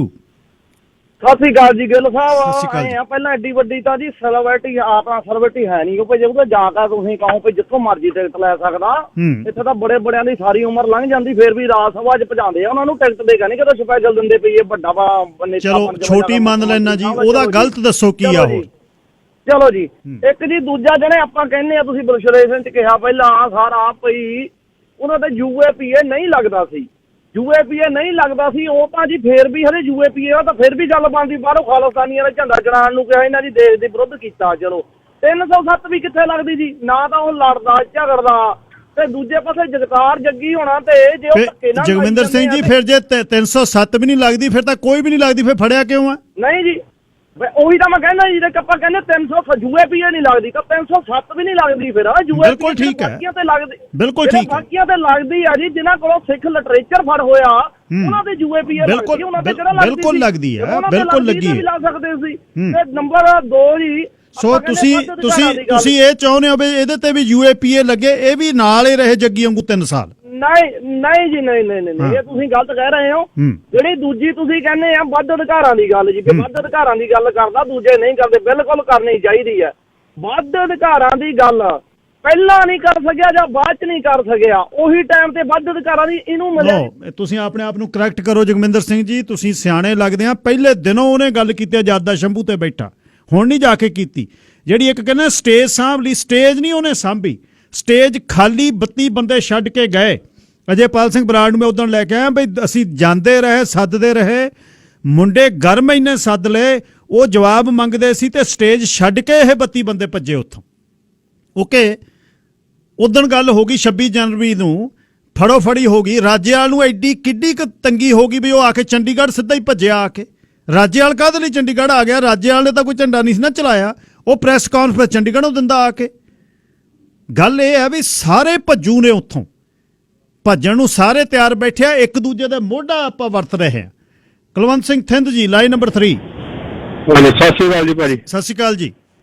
ਹਾਂਜੀ ਭਾਜੀ, ਪਹਿਲੇ ਦਿਨ ਤੋਂ ਅਸੀਂ ਕਹਿੰਦੇ ਜੀ ਇਹਦਾ ਪਹਿਲਾਂ ਨਾਂ ਨਹੀਂ ਪਿਆ ਕੇਸ ਦੇ ਵਿੱਚ, ਠੀਕ ਹੈ ਜੀ। ਮੁੜ ਕੇ ਨਾਂ ਪੈ ਗਿਆ ਕੇਸ ਵਿੱਚ, ਫੇਰ ਆਂਦੇ ਜੀ ਇਹਨੂੰ ਹੁਣ ਫੜਨਾ ਨਹੀਂ ਪੁਲਿਸ ਨੇ। ਓਕੇ ਜੀ, ਮੁੜ ਕੇ ਪੁਲਿਸ ਨੇ ਫੜ ਲਿਆ ਜੀ। ਹੁਣ ਇਹ ਆਨੇ ਵੀ ਉਹਨੂੰ ਨਾਰਮਲ ਤੁਰਿਆ ਫਿਰਦਾ। ਕੀ ਚਾਹੁੰਦੇ ਅਸੀਂ ਕਿ ਇੱਕ ਨੇ ਨੂੰ ਲੱਤਾਂ ਤੋਂ ਫੜਿਆ ਹੁੰਦਾ, ਇੱਕ ਨੇ ਨੂੰ ਬਾਹਾਂ ਤੋਂ ਫੜਿਆ ਹੁੰਦਾ। ਫਿਰ ਅਸੀਂ ਖੁਸ਼ ਸੀ, ਫਿਰ ਸਾਨੂੰ ਠੰਡ ਪੈਂਦੀ ਸੀ ਕਿ ਜੇ ਗੋਦੀ ਮੀਡੀਆ ਵਾ ਉਹ ਕਹੀ ਜਾਂਦਾ ਇਹ ਖਾਲਿਸਤਾਨੀ ਆ, ਕਿਸਾਨ ਜਿਹੜਾ ਯੂਨੀਅਨ ਦੇ ਲੀਡਰ ਆ ਉਹ ਕਹੀ ਜਾਂਦੇ RSS ਦਾ ਬੰਦਾ, ਉਹਨੂੰ ਤਾਂ ਵਿਚਾਰ ਨੂੰ ਆਪ ਨਹੀਂ ਪਤਾ ਲੱਗ ਰਿਹਾ ਮੈਂ ਕੀ ਆ। ਤੇ ਅਸੀਂ ਕਹਿ ਰਹੇ ਹਾਂ ਵੀ ਇਹ ਤੇ UAPA ਲੱਗੇ, ਅਸੀਂ ਤੀਜੀ ਇਹ ਕਹਿ ਰਹੇ ਹਾਂ, ਫਿਰ ਬੰਦਾ ਕਿਹਦਾ ਮੈਨੂੰ ਸਮਝ ਨਹੀਂ ਲੱਗਦੀ ਉਸ ਦੀ। ਦਿਓਲ ਸਾਹਿਬ ਤੁਸੀਂ 에ਅਰ ਤੇ ਹੋ, ਲਾਈਨ ਨੰਬਰ 5। ਹਾਂਜੀ, ਸਤਿ ਸ਼੍ਰੀ ਅਕਾਲ ਸਾਹਿਬ। ਸਤਿ ਸ਼੍ਰੀ ਅਕਾਲ ਜੀ। ਗਿੱਲ ਸਾਹਿਬ ਦੇਖੋ, ਅਸਲ ਦੇ ਵਿੱਚ ਜਿਹੜਾ ਕਿਸਾਨ ਸੰਘਰਸ਼ ਹੈ ਨਾ, ਉਹ ਸ਼ੁਰੂ ਹੀ 26 ਜਨਵਰੀ ਨੂੰ ਰੱਖ ਲਿਆ ਜਾਂ 25 ਨੂੰ ਹੋਇਆ। ਪਹਿਲਾਂ ਤਾਂ ਮੇਲਾ ਸੀਗਾ ਮੇਰੇ ਖਿਆਲ ਨਾਲ, ਕਿਉਂਕਿ ਅਸੀਂ ਇੰਜੋਏ ਕਰਦੇ ਸੀਗੇ। ਉਦੋਂ ਆਗੂਆਂ ਦੀ ਪਰਖ ਹੁੰਦੀ ਹੈ, ਉਦੋਂ ਪਤਾ ਲੱਗਦਾ ਵੀ ਤੁਸੀਂ ਜਦੋਂ ਤੁਹਾਡੇ ਤੇ ਔਖ ਆਉਂਦੀ ਆ ਉਦੋਂ ਕਿੱਦਾਂ ਕਰਦੇ ਆ। ਉਦੋਂ ਇਹਨਾਂ ਆਗੂਆਂ ਨੇ ਬਿਲਕੁਲ ਨਹੀਂ, ਮੰਨ ਲਓ ਉਹ ਜਿਹੜਾ ਸਟੇਟ ਦਾ ਬਿਰਤਾਂਤ ਨੈਰੇਟਿਵ ਸਿਰਜਿਆ ਸੀਗਾ, ਉਹੀ ਬਿਰਤਾਂਤ ਇਹਨਾਂ ਨੇ ਮੰਨ ਲਓ ਸਾਰਿਆਂ ਨੇ ਸਮਝ ਲਿਆ। ਹੁਣ ਕੱਲਾ ਮੈਂ ਦੀਪ ਸਿੱਧੂ ਦੀ ਗੱਲ ਕਰਦਾ, ਦੀਪ ਸਿੱਧੂ ਦੀ ਇੱਕ ਉਸ ਘਟਨਾਕ੍ਰਮ ਦਾ ਹਿੱਸਾ ਹੈ ਜਿਹਦੇ ਵਿੱਚ ਇਹ ਸਾਰੇ ਆਗੂ ਵੀ ਸ਼ਾਮਲ ਆ, ਸਾਰੇ ਗਾਇਕ ਵੀ ਸ਼ਾਮਲ ਆ ਤੇ ਹਜ਼ਾਰਾਂ ਨਹੀਂ ਲੱਖਾਂ ਲੋਕ ਸ਼ਾਮਲ ਆ। ਦੀਪ ਸਿੱਧੂ ਦੇ ਉੱਤੇ ਕੋਈ ਉਹਨਾਂ ਤੋਂ ਐਕਸਟਰਾ ਕੇਸ ਨਹੀਂ ਬਣਨੇ, ਇਹਨਾਂ ਤੇ ਵੀ ਉਹੀ ਲੱਗਣੇ ਆ। ਪਰ ਸਾਡੀ ਇਹ ਪਰਖ ਹੈ ਵੀ ਜੇ ਉਹਨੂੰ UAP 'ਚ ਲਾ ਕੇ ਜਾਂ ਸਾਰੀ ਉਮਰ ਫਾਂਸੀ ਚਾੜ ਕੇ ਉਮਰ ਕੈਦ ਕਰਕੇ ਫੇਰ ਅਸੀਂ ਉਹਨੂੰ ਸੱਚਾ ਸਿੱਧ ਕਰਾਂਗੇ, ਫੇਰ ਤਾਂ ਮੇਰੇ ਖਿਆਲ ਨਾਲ ਇਹਨਾਂ ਆਗੂਆਂ ਨੂੰ ਪੁੱਛ ਲਓ ਵੀ ਇਹਨਾਂ ਦਾ ਇਤਿਹਾਸ ਕੀ ਆ। ਫਿਰ ਤਾਂ ਪਹਿਲਾਂ ਇਹਨਾਂ ਦੇ ਉੱਤੇ UAP ਲੱਗਣੀ ਚਾਹੀਦੀ ਆ। ਇਸ ਤਰ੍ਹਾਂ ਨਹੀਂ ਕਦੇ ਵੀ ਗੱਲਾਂ ਹੁੰਦੀਆਂ ਵੀ ਆਪਾਂ ਆਪਣੀ ਸ਼ਰਤ ਦੇ ਉੱਤੇ ਕਿਸੇ ਨੂੰ ਸੱਚਾ ਜਾਂ ਝੂਠਾ, ਇਹੀ ਤਾਂ ਸਟੇਟ ਕਰਦੀ ਆ। ਹੁਣ ਸਟੇਟ ਦੀ ਮਰਜ਼ੀ ਦੇ ਨਾਲ ਹੁਣ ਅੱਜ ਤੱਕ ਮੇਰੇ ਖਿਆਲ ਨਾਲ ਮੈਂ ਦੀਪ ਸਿੱਧੂ ਦਾ ਪਹਿਲੇ ਦਿਨ ਤੋਂ ਨਾ ਉਹਦੀ ਫਿਲਮਾਂ ਕਰਕੇ ਨਾ ABC ਕਰਕੇ ਕਦੇ ਨਹੀਂ ਮੈਂ ਆਪਾਂ ਜਿਹਨੂੰ ਕਹਿੰਦੇ ਮੈਂ ਉਹਦੀ ਇੱਕ ਗੰਭੀਰ ਜਿਹੜੀ ਮਾਨਸਿਕਤਾ ਕਰਕੇ ਉਹਦੀਆਂ ਗੱਲਾਂ ਨਾਲ ਉਹਨਾਂ ਸਹਿਮਤ ਆ।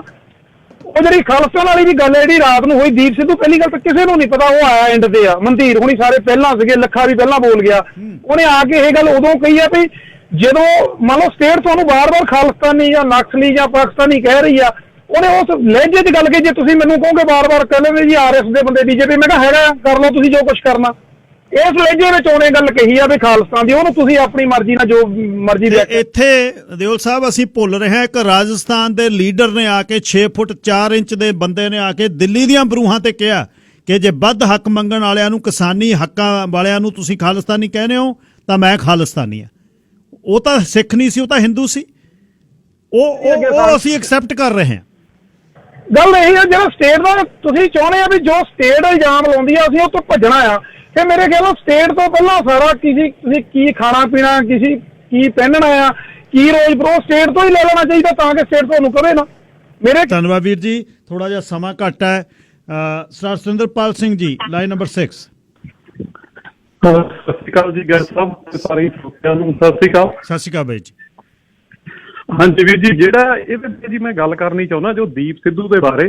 ਸੋ ਆਪਾਂ ਇੱਕ ਉਹ ਜੇ ਆਪਾਂ ਕਹਿ ਸਕਦੇ ਹਾਂ ਕਿ ਨਿਰਪੱਖ ਸੋਚ ਦੇ ਨਾਲ ਕਹਿੰਦੇ ਆ, ਉਹ ਜੇ ਗੱਲ ਆ ਕਿ ਜੇ ਇੱਕ ਤਾਂ ਪਹਿਲੀ ਗੱਲ ਤਾਂ ਇਹ ਆ ਜੀ, ਕਿਸੇ ਵੀ ਬੰਦੇ ਨੂੰ ਜੋ ਆਪਾਂ ਸਰਟੀਫਿਕੇਟ ਵੰਡ ਦਿੰਦੇ ਆ, ਇੱਕ ਵਿਦਵਾਨ ਦੀ ਗੱਲ ਸੁਣੀ ਸੀ, ਉਹਦੇ ਕਹਿਣ ਮੁਤਾਬਕ ਕਿ ਜਦੋਂ ਤੱਕ ਬੰਦੇ ਦੀ ਮੌਤ ਨਹੀਂ ਹੁੰਦੀ ਉਹਨੂੰ ਗਦਾਰ ਜਾਂ ਕਿਸੇ ਵੀ ਤਰ੍ਹਾਂ ਦਾ ਉਹਨੂੰ ਅਹੁਦਾ ਦੇਣਾ, ਹਨਾ, ਨਾ ਆਪਾਂ ਉਹਨੂੰ ਕਹਿ ਸਕਦੇ ਕਿ ਯੋਧਾ, ਨਾ ਉਹਨੂੰ ਗਦਾਰ, ਜਿੰਨਾ ਟਾਈਮ ਤੱਕ ਉਹ ਜਿਉਂਦਾ ਆ। ਇਨਸਾਨ ਦੀ ਜ਼ਿੰਦਗੀ ਦੇ ਵਿੱਚ ਉਤਰਾਅ ਚੜਾਅ ਬਹੁਤ ਆਉਂਦੇ ਆ। ਜਿਹੜਾ ਬੰਦਾ ਹੋ ਸਕਦਾ ਅੱਜ ਕਿਸੇ ਹੋਰ ਪੱਖ 'ਚ ਖੜਾ ਆ, ਕੱਲ ਨੂੰ ਹੋਰ, ਇਹ ਨਹੀਂ ਆਪਾਂ ਕਹਿੰਦੇ ਉਹ ਕੀ ਸੋਚ ਦੇ ਨਾਲ ਆਇਆ, ਪਰ ਜਿਹੜੀ ਉਹਦੀ ਨੌਲੇਜ ਆ, ਜਿਹੜੀ ਉਹਦੀ ਪਕੜ ਆ, ਜਿਹੜੀਆਂ ਉਹ ਗੱਲਾਂ ਕਰਦਾ ਆ, ਜਿਹੜੇ ਕਹਿੰਦੇ ਕਿ ਉਹ RSS ਦਾ ਆ ਜਾਂ ਦੂਜਾ ਆ, ਸੋ ਉਹ ਗੱਲਾਂ ਕਰਨੀਆਂ ਜੀ। ਉਹ ਫਿਰ ਸਿੱਖੀ ਦੀ ਗੱਲ ਕਿਉਂ ਕਰੂਗਾ? ਦੂਜੀ ਗੱਲ ਉੱਥੇ ਆ ਜਾਂਦੀ ਹੈ, ਜਿਹੜੇ ਵੀ ਸਿੱਖੀ ਦੀ ਗੱਲ ਕਰੂ ਉਹ ਸਟੇਟ ਨੂੰ ਚੁਭੂਗਾ ਹੀ ਚੁਭੂਗਾ। ਬਾਕੀ ਜਿੰਨਾ ਟਾਈਮ ਕੋਈ ਇਨਸਾਨ ਜਿਉਂਦਾ ਆ, ਹਜੇ ਸਮਾਂ ਬਹੁਤ ਆਉਣਾ ਆ। ਕਈ ਵਾਰੀ ਐਨ ਪੂਰੇ ਤਕੜੇ ਯੋਧੇ ਐਂਡ ਵਾਲੀ ਮੂਵਮੈਂਟ ਤੇ ਆ ਕੇ ਹਟ ਜਾਂਦੇ ਆ, ਤੇ ਕੋਈ ਪਹਿਲਾਂ ਸ਼ੁਰੂ ਦੇ ਵਿੱਚੋਂ ਠੀਕ ਆ, ਕਿਹੜੀਆਂ ਚੀਜ਼ਾਂ ਦੇ ਵਿੱਚੋਂ ਨਿਕਲਿਆ ਆ, ਪਰ ਜੇ ਉਹਦੀ ਅੱਜ ਸੋਚ ਉਹ ਹੋ ਗਈ ਆ ਤਾਂ ਉਹ ਸਾਡੇ ਲਈ ਮਹਾਨ ਆ। ਜਦੋਂ ਤੱਕ ਉਸ ਬੰਦੇ ਦਾ ਐਂਡ ਨਹੀਂ ਹੁੰਦਾਗਾ, ਜਦੋਂ ਤੱਕ ਉਹਦੀ ਜ਼ਿੰਦਗੀ ਚੱਲਦੀ ਆ, ਉਹਨਾਂ ਟਾਈਮ ਕਿਸੇ ਬਾਰੇ ਵੀ ਕੋਈ ਆਪਾਂ ਸਰਟੀਫਿਕੇਟ ਨਹੀਂ ਦੇ ਸਕਦੇ। ਧੰਨਵਾਦ ਜੀ। ਥੈਂਕ ਯੂ ਵੀਰ ਜੀ। ਉਹ ਤਾਂ ਫਿਰ ਸੰਤ ਜਰਨੈਲ ਸਿੰਘ ਖਾਲਸਾ ਵੀ ਕਥਾ ਹੀ ਕਰਦੇ ਸੀ 78 ਤੋਂ ਪਹਿਲਾਂ, ਕੋਈ ਸੰਘਰਸ਼ ਨਹੀਂ ਸੀ, ਕੋਈ ਗੱਲ ਨਹੀਂ ਸੀ। ਜਦ ਆ ਕੇ ਸ਼ਰੇਆਮ 13 ਨੂੰ ਸ਼ਹੀਦ ਕਰ ਗਏ, ਉਹ ਕਹਿੰਦੇ ਯਾਰ ਇਹ ਕੀ ਹੈ, ਅਸੀਂ ਸਾਡੇ ਮੁਕੱਦਸ ਸ਼ਹਿਰ ਦੇ ਵਿੱਚ ਆ ਕੇ ਗੁਰੂ ਗ੍ਰੰਥ ਸਾਹਿਬ ਜੀ ਤੋਂ ਉੱਚਾ ਬੈਠ ਕੇ ਬੰਦਾ ਕੁਫਰ ਤੋਲ ਕੇ ਸਾਡੇ ਬੰਦੇ 13 ਸ਼ਹੀਦ ਕਰਕੇ ਇੱਥੋਂ ਖਾਲੀ ਨਿਕਲ ਗਿਆ, ਸਾਡਾ ਜਿਉਣਾ ਕੀ ਹੈ? ਫਿਰ ਹੁਣ ਉਹਨਾਂ ਨੂੰ ਕੀ ਕਹਾਂਗੇ? ਇਹਦਾ ਮਤਲਬ ਵੀ ਜੇ ਉਹ ਉਸ ਤਰ੍ਹਾਂ ਹੀ ਅੱਖਾਂ ਨੀਵੀਆਂ ਕਰਕੇ ਉਹਨੂੰ ਮੰਨ ਲੈਂਦੇ, ਫਿਰ ਉਹਨੂੰ ਕਹਿਣਾ ਸੀ ਦਮਦਮੀ ਟਕਸਾਲ ਦਾ ਮੁਖੀ ਸਹੀ ਨਹੀਂ। ਜੇ ਉਹਨੇ ਹੱਥ 'ਚ ਤੀਰ ਫੜ ਕੇ ਸਿੱਧਾ ਕਰ ਲਿਆ, ਫਿਰ ਉਹਨੂੰ ਅਸੀਂ ਅੱਤਵਾਦੀ ਕਹਿਣ ਲੱਗ ਗਏ। ਸਮਝ ਨਹੀਂ ਆਉਂਦੀ ਅਸੀਂ ਸੋਚਦੇ ਕਿਵੇਂ ਆ ਹਾਲਾਤਾਂ ਦੇ ਬਾਰੇ। ਜਿਵੇਂ ਬਰਾੜ ਸਾਹਿਬ ਕਹਿ ਗਏ ਨੇ, ਬਹੁਤ ਚੀਜ਼ਾਂ ਜਿਹੜੀਆਂ ਹਾਲਾਤ ਬੰਦੇ ਨੂੰ ਬਦਲਾ ਦਿੰਦੀਆਂ ਨੇ। ਹਾਂ, ਜੇ ਇਹ ਮਾਪਦੰਡ ਹੈ ਆਪਣਾ ਵੀ ਤਿਹਾੜ ਦੇ ਖੁੰਖਾਰ ਕੈਦੀਆਂ ਦੇ ਵਿੱਚ, ਸੱਠਾਂ ਦੇ ਵਿੱਚ ਦੀਪ ਨੂੰ ਸਿੱਟੋ, ਉਹ ਉਹਨੂੰ ਕੁੱਟਣ, ਵੱਢਣ, ਮਾਰਨ, ਫਿਰ ਉਹਦਾ ਮੂੰਹ ਜਿਹੜਾ ਭੰਨਿਆ ਹੋਇਆ ਅਸੀਂ ਵੇਖੀਏ, ਫਿਰ ਸਾਨੂੰ ਖੁਸ਼ੀ ਹੋ ਜੂ। ਜਾਂ ਉਹਦੇ UAPA ਕਿਉਂ ਨਹੀਂ ਲੱਗੀ, ਹੈਰਾਨੀ ਦੀ ਗੱਲ ਹੈ। ਬਸਰਾਂ ਸਾਹਿਬ ਤੇ ਪ੍ਰਭਜੋਤਪਾਲ ਸਿੰਘ ਜੀ, ਮੈਂ ਬੇਨਤੀ ਕਰਦਾ 30 ਸੈਕਿੰਡ ਦੇ ਸਕਦਾ ਤੁਹਾਨੂੰ ਮੈਂ। ਲਾਈਨ ਨੰਬਰ 1 ਬਸਰਾਂ ਜੀ। ਥੈਂਕ ਯੂ ਗਿੱਲ ਸਾਹਿਬ। ਮੈਂ ਤਾਂ ਸਿਰਫ ਇੰਨਾ ਹੀ ਕਹੂੰਗਾ ਕਿ ਅਸੀਂ ਇੱਕ ਸਾਂਚੇ ਬਣਾਏ ਹੋਏ ਆ ਇੱਧਰ ਬਾਹਰ ਵਾਲੇ ਜਿੰਨੇ ਵੀ ਅਸੀਂ ਹੈਗੇ ਆ। ਅਸੀਂ ਕਹਿੰਦੇ ਸਾਡੇ ਸਾਂਚੇ ਜਿਹੜਾ ਬੰਦਾ ਫਿੱਟ ਨਹੀਂ ਹੈਗਾ ਉਹ ਗਦਾਰ ਆ। ਸੋ ਗਦਾਰੀ ਦੇ ਜਾਂ ਵਫਾਦਾਰੀ ਦੇ ਸਰਟੀਫਿਕੇਟ ਬਣਨੇ ਬਹੁਤ ਸੁਖਾਲੇ ਹੈਗੇ ਆ, ਕੁਛ ਕਰਕੇ ਦਿਖਾਉਣਾ ਬਹੁਤ ਔਖਾ ਹੁੰਦਾ ਹੈਗਾ। ਮੈਂ ਇੱਕ ਹੋਰ ਬੇਨਤੀ ਕਰ ਦੇਵਾਂ ਕਿ ਸਨੀ ਦਿਓਲ ਦੀ ਇਲੈਕਸ਼ਨ ਵਿੱਚ ਉਹਦੇ ਨਾਲ ਸੀਗਾ। ਸਨੀ ਦਿਓਲ ਨੇ ਇਲੈਕਸ਼ਨ ਤਾਂ ਲੜੀ ਆ 2019 ਦੇ ਵਿੱਚ। Sunny Deol family film industry ਵਿੱਚ ਪਿਛਲੇ 30-40 ਸਾਲਾਂ ਤੋਂ ਰਾਜ ਕਰ ਰਹੀ ਆ। ਸੋ ਇਸ ਤਰ੍ਹਾਂ ਕਰਕੇ ਬੀਏਂਗੇ ਪੰਜਾਬੀ ਹੋਣ ਦੇ ਨਾਤੇ ਤੁਹਾਡੇ ਜਰਾਨੇ ਪੈ ਜਾਂਦੇ ਕਿਸੇ ਨਾਲ ਵੀ। ਰਣਜੀਤ ਗਿੱਲ ਇਲੈਕਸ਼ਨ ਲੜਿਆ ਸੀਗਾ, ਜਿਹੜੇ ਉਹਦੇ ਨਾਲ ਖੜੇ ਸੀਗੇ ਉਹ MP ਦੀ ਇਲੈਕਸ਼ਨ ਕਰਕੇ ਅਸੀਂ ਨਾਲ ਖੜੇ ਹੈਗੇ, ਉਹ ਖੜੇ ਸੀਗੇ ਉਹਦੇ ਨਾਲ ਬੀਏਂਗੇ ਇੱਕ ਦੋਸਤ, ਬੀਏਂਗੇ ਇੱਕ ਰੇਡੀਓ ਹੋਸਟ, ਬੀਏਂਗੇ ਲੋਕਾਂ ਦੀ ਆਵਾਜ਼ ਕਰਕੇ। ਸੋ ਕੱਲ ਨੂੰ ਕਹਿਣਗੇ ਕਿ ਜੀ NDP ਜੋ ਇਲੈਕਸ਼ਨ ਲੜਿਆ ਸੀਗਾ ਰਣਜੀਤ ਗਿੱਲ, ਇਹ ਉਹਦੀ ਸਪੋਰਟ ਕਰਦੇ ਸੀਗੇ। ਸੋ ਮੈਂ ਮਤਲਬ ਇਹ ਹੈਗਾ ਕਹਿਣੇ ਦਾ ਗਿੱਲ ਸਾਹਿਬ ਸਿਰਫ ਕਿ ਛੋਟੀਆਂ ਗੱਲਾਂ ਜਿਹੜੀਆਂ ਹੁੰਦੀਆਂ ਨਾ ਉਹਨਾਂ ਨੂੰ ਥੋੜਾ ਜਿਹਾ ਜੀ। Thank you ਬਸਰਾਂ Sahib. ਪ੍ਰਭਜੋਤਪਾਲ Singh ji 30 second.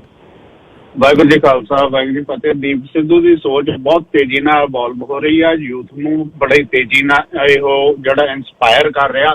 ਉਹ ਤੋਂ ਹਿੰਦੁਸਤਾਨ ਦੀ ਸਰਕਾਰ ਇਸ ਕਰਕੇ ਡਰਦੀ ਆ ਤੇ ਜਿਹੜੇ ਲੀਡਰਸ਼ਿਪ ਆ ਉਹਨੂੰ ਖਤਰਾ ਆ ਵੀ ਇਹ ਕਿਤੇ ਸਾਡੇ ਧਿਆਨ ਆ ਜਾਵੇ। ਕਹਾਣੀ ਇਹੋ ਹੈਗੀ। ਥੈਂਕ ਯੂ ਵੀਰ ਜੀ। ਬੇਨਤੀ ਇੱਕੋ ਹੀ ਆ ਜੀ, ਅਸੀਂ ਥੋੜਾ ਜਿਹਾ ਖੁੱਲ੍ਹ ਦਿਲੀ ਦੇ ਨਾਲ ਕਿਸੇ ਚੀਜ਼ ਦਾ ਵਿਸ਼ਲੇਸ਼ਣ ਕਰਿਆ ਕਰੀਏ। ਜ਼ਿੰਦਗੀ ਦੇ ਵਿੱਚ ਬਹੁਤ ਬਦਲਾਅ ਆਉਂਦਾ, ਬਹੁਤ ਛੇਤੀ ਬਦਲਾਅ ਆਉਂਦਾ, ਤੇ ਉਸ ਬਦਲਾਅ ਦੇ ਵਿੱਚ ਵਹਿਣ 'ਚ ਬੰਦੇ ਵਹਿ ਜਾਂਦੇ ਨੇ। ਸਾਡੇ ਤਜਰਬਿਆਂ ਦੇ ਵਿੱਚੋਂ ਇਹ ਨਹੀਂ ਗੱਲ ਸਹੀ ਕਿ ਗਲਤ ਹੋ ਸਕਦਾ, ਸਹੀ ਹੋ ਸਕਦਾ। ਸਾਡੇ ਤਜਰਬੇ ਸਾਡੇ ਨੇ, ਉਹਦਾ ਜ਼ਿੰਦਗੀ ਦਾ ਤਜਰਬਾ ਉਹਦਾ। ਫਿਰ ਵੀ ਆਪਾਂ ਇਹ ਡਿਸਕਸ਼ਨ ਸੀ, ਸਾਰਿਆਂ ਨੂੰ ਮੈਂ ਆਪਣੇ ਵੱਲੋਂ ਬਣਦਾ ਸਮਾਂ ਦਿੱਤਾ। ਕਿਸੇ ਨੂੰ ਘੱਟ ਦਿੱਤਾ ਗਿਆ ਹੋਵੇ, ਕਿਸੇ ਨੂੰ ਕੋਈ ਕਰੜਾ ਸ਼ਬਦ ਲੱਗਦਾ ਹੋਵੇ ਤਾਂ ਉਹਦੇ ਲਈ ਮਾਫੀ। ਫਿਰ ਕੱਲ ਨੂੰ 9 ਵਜੇ ਮੁੜਦੇ ਹਾਂ। ਰੱਬ ਰੱਖਾ।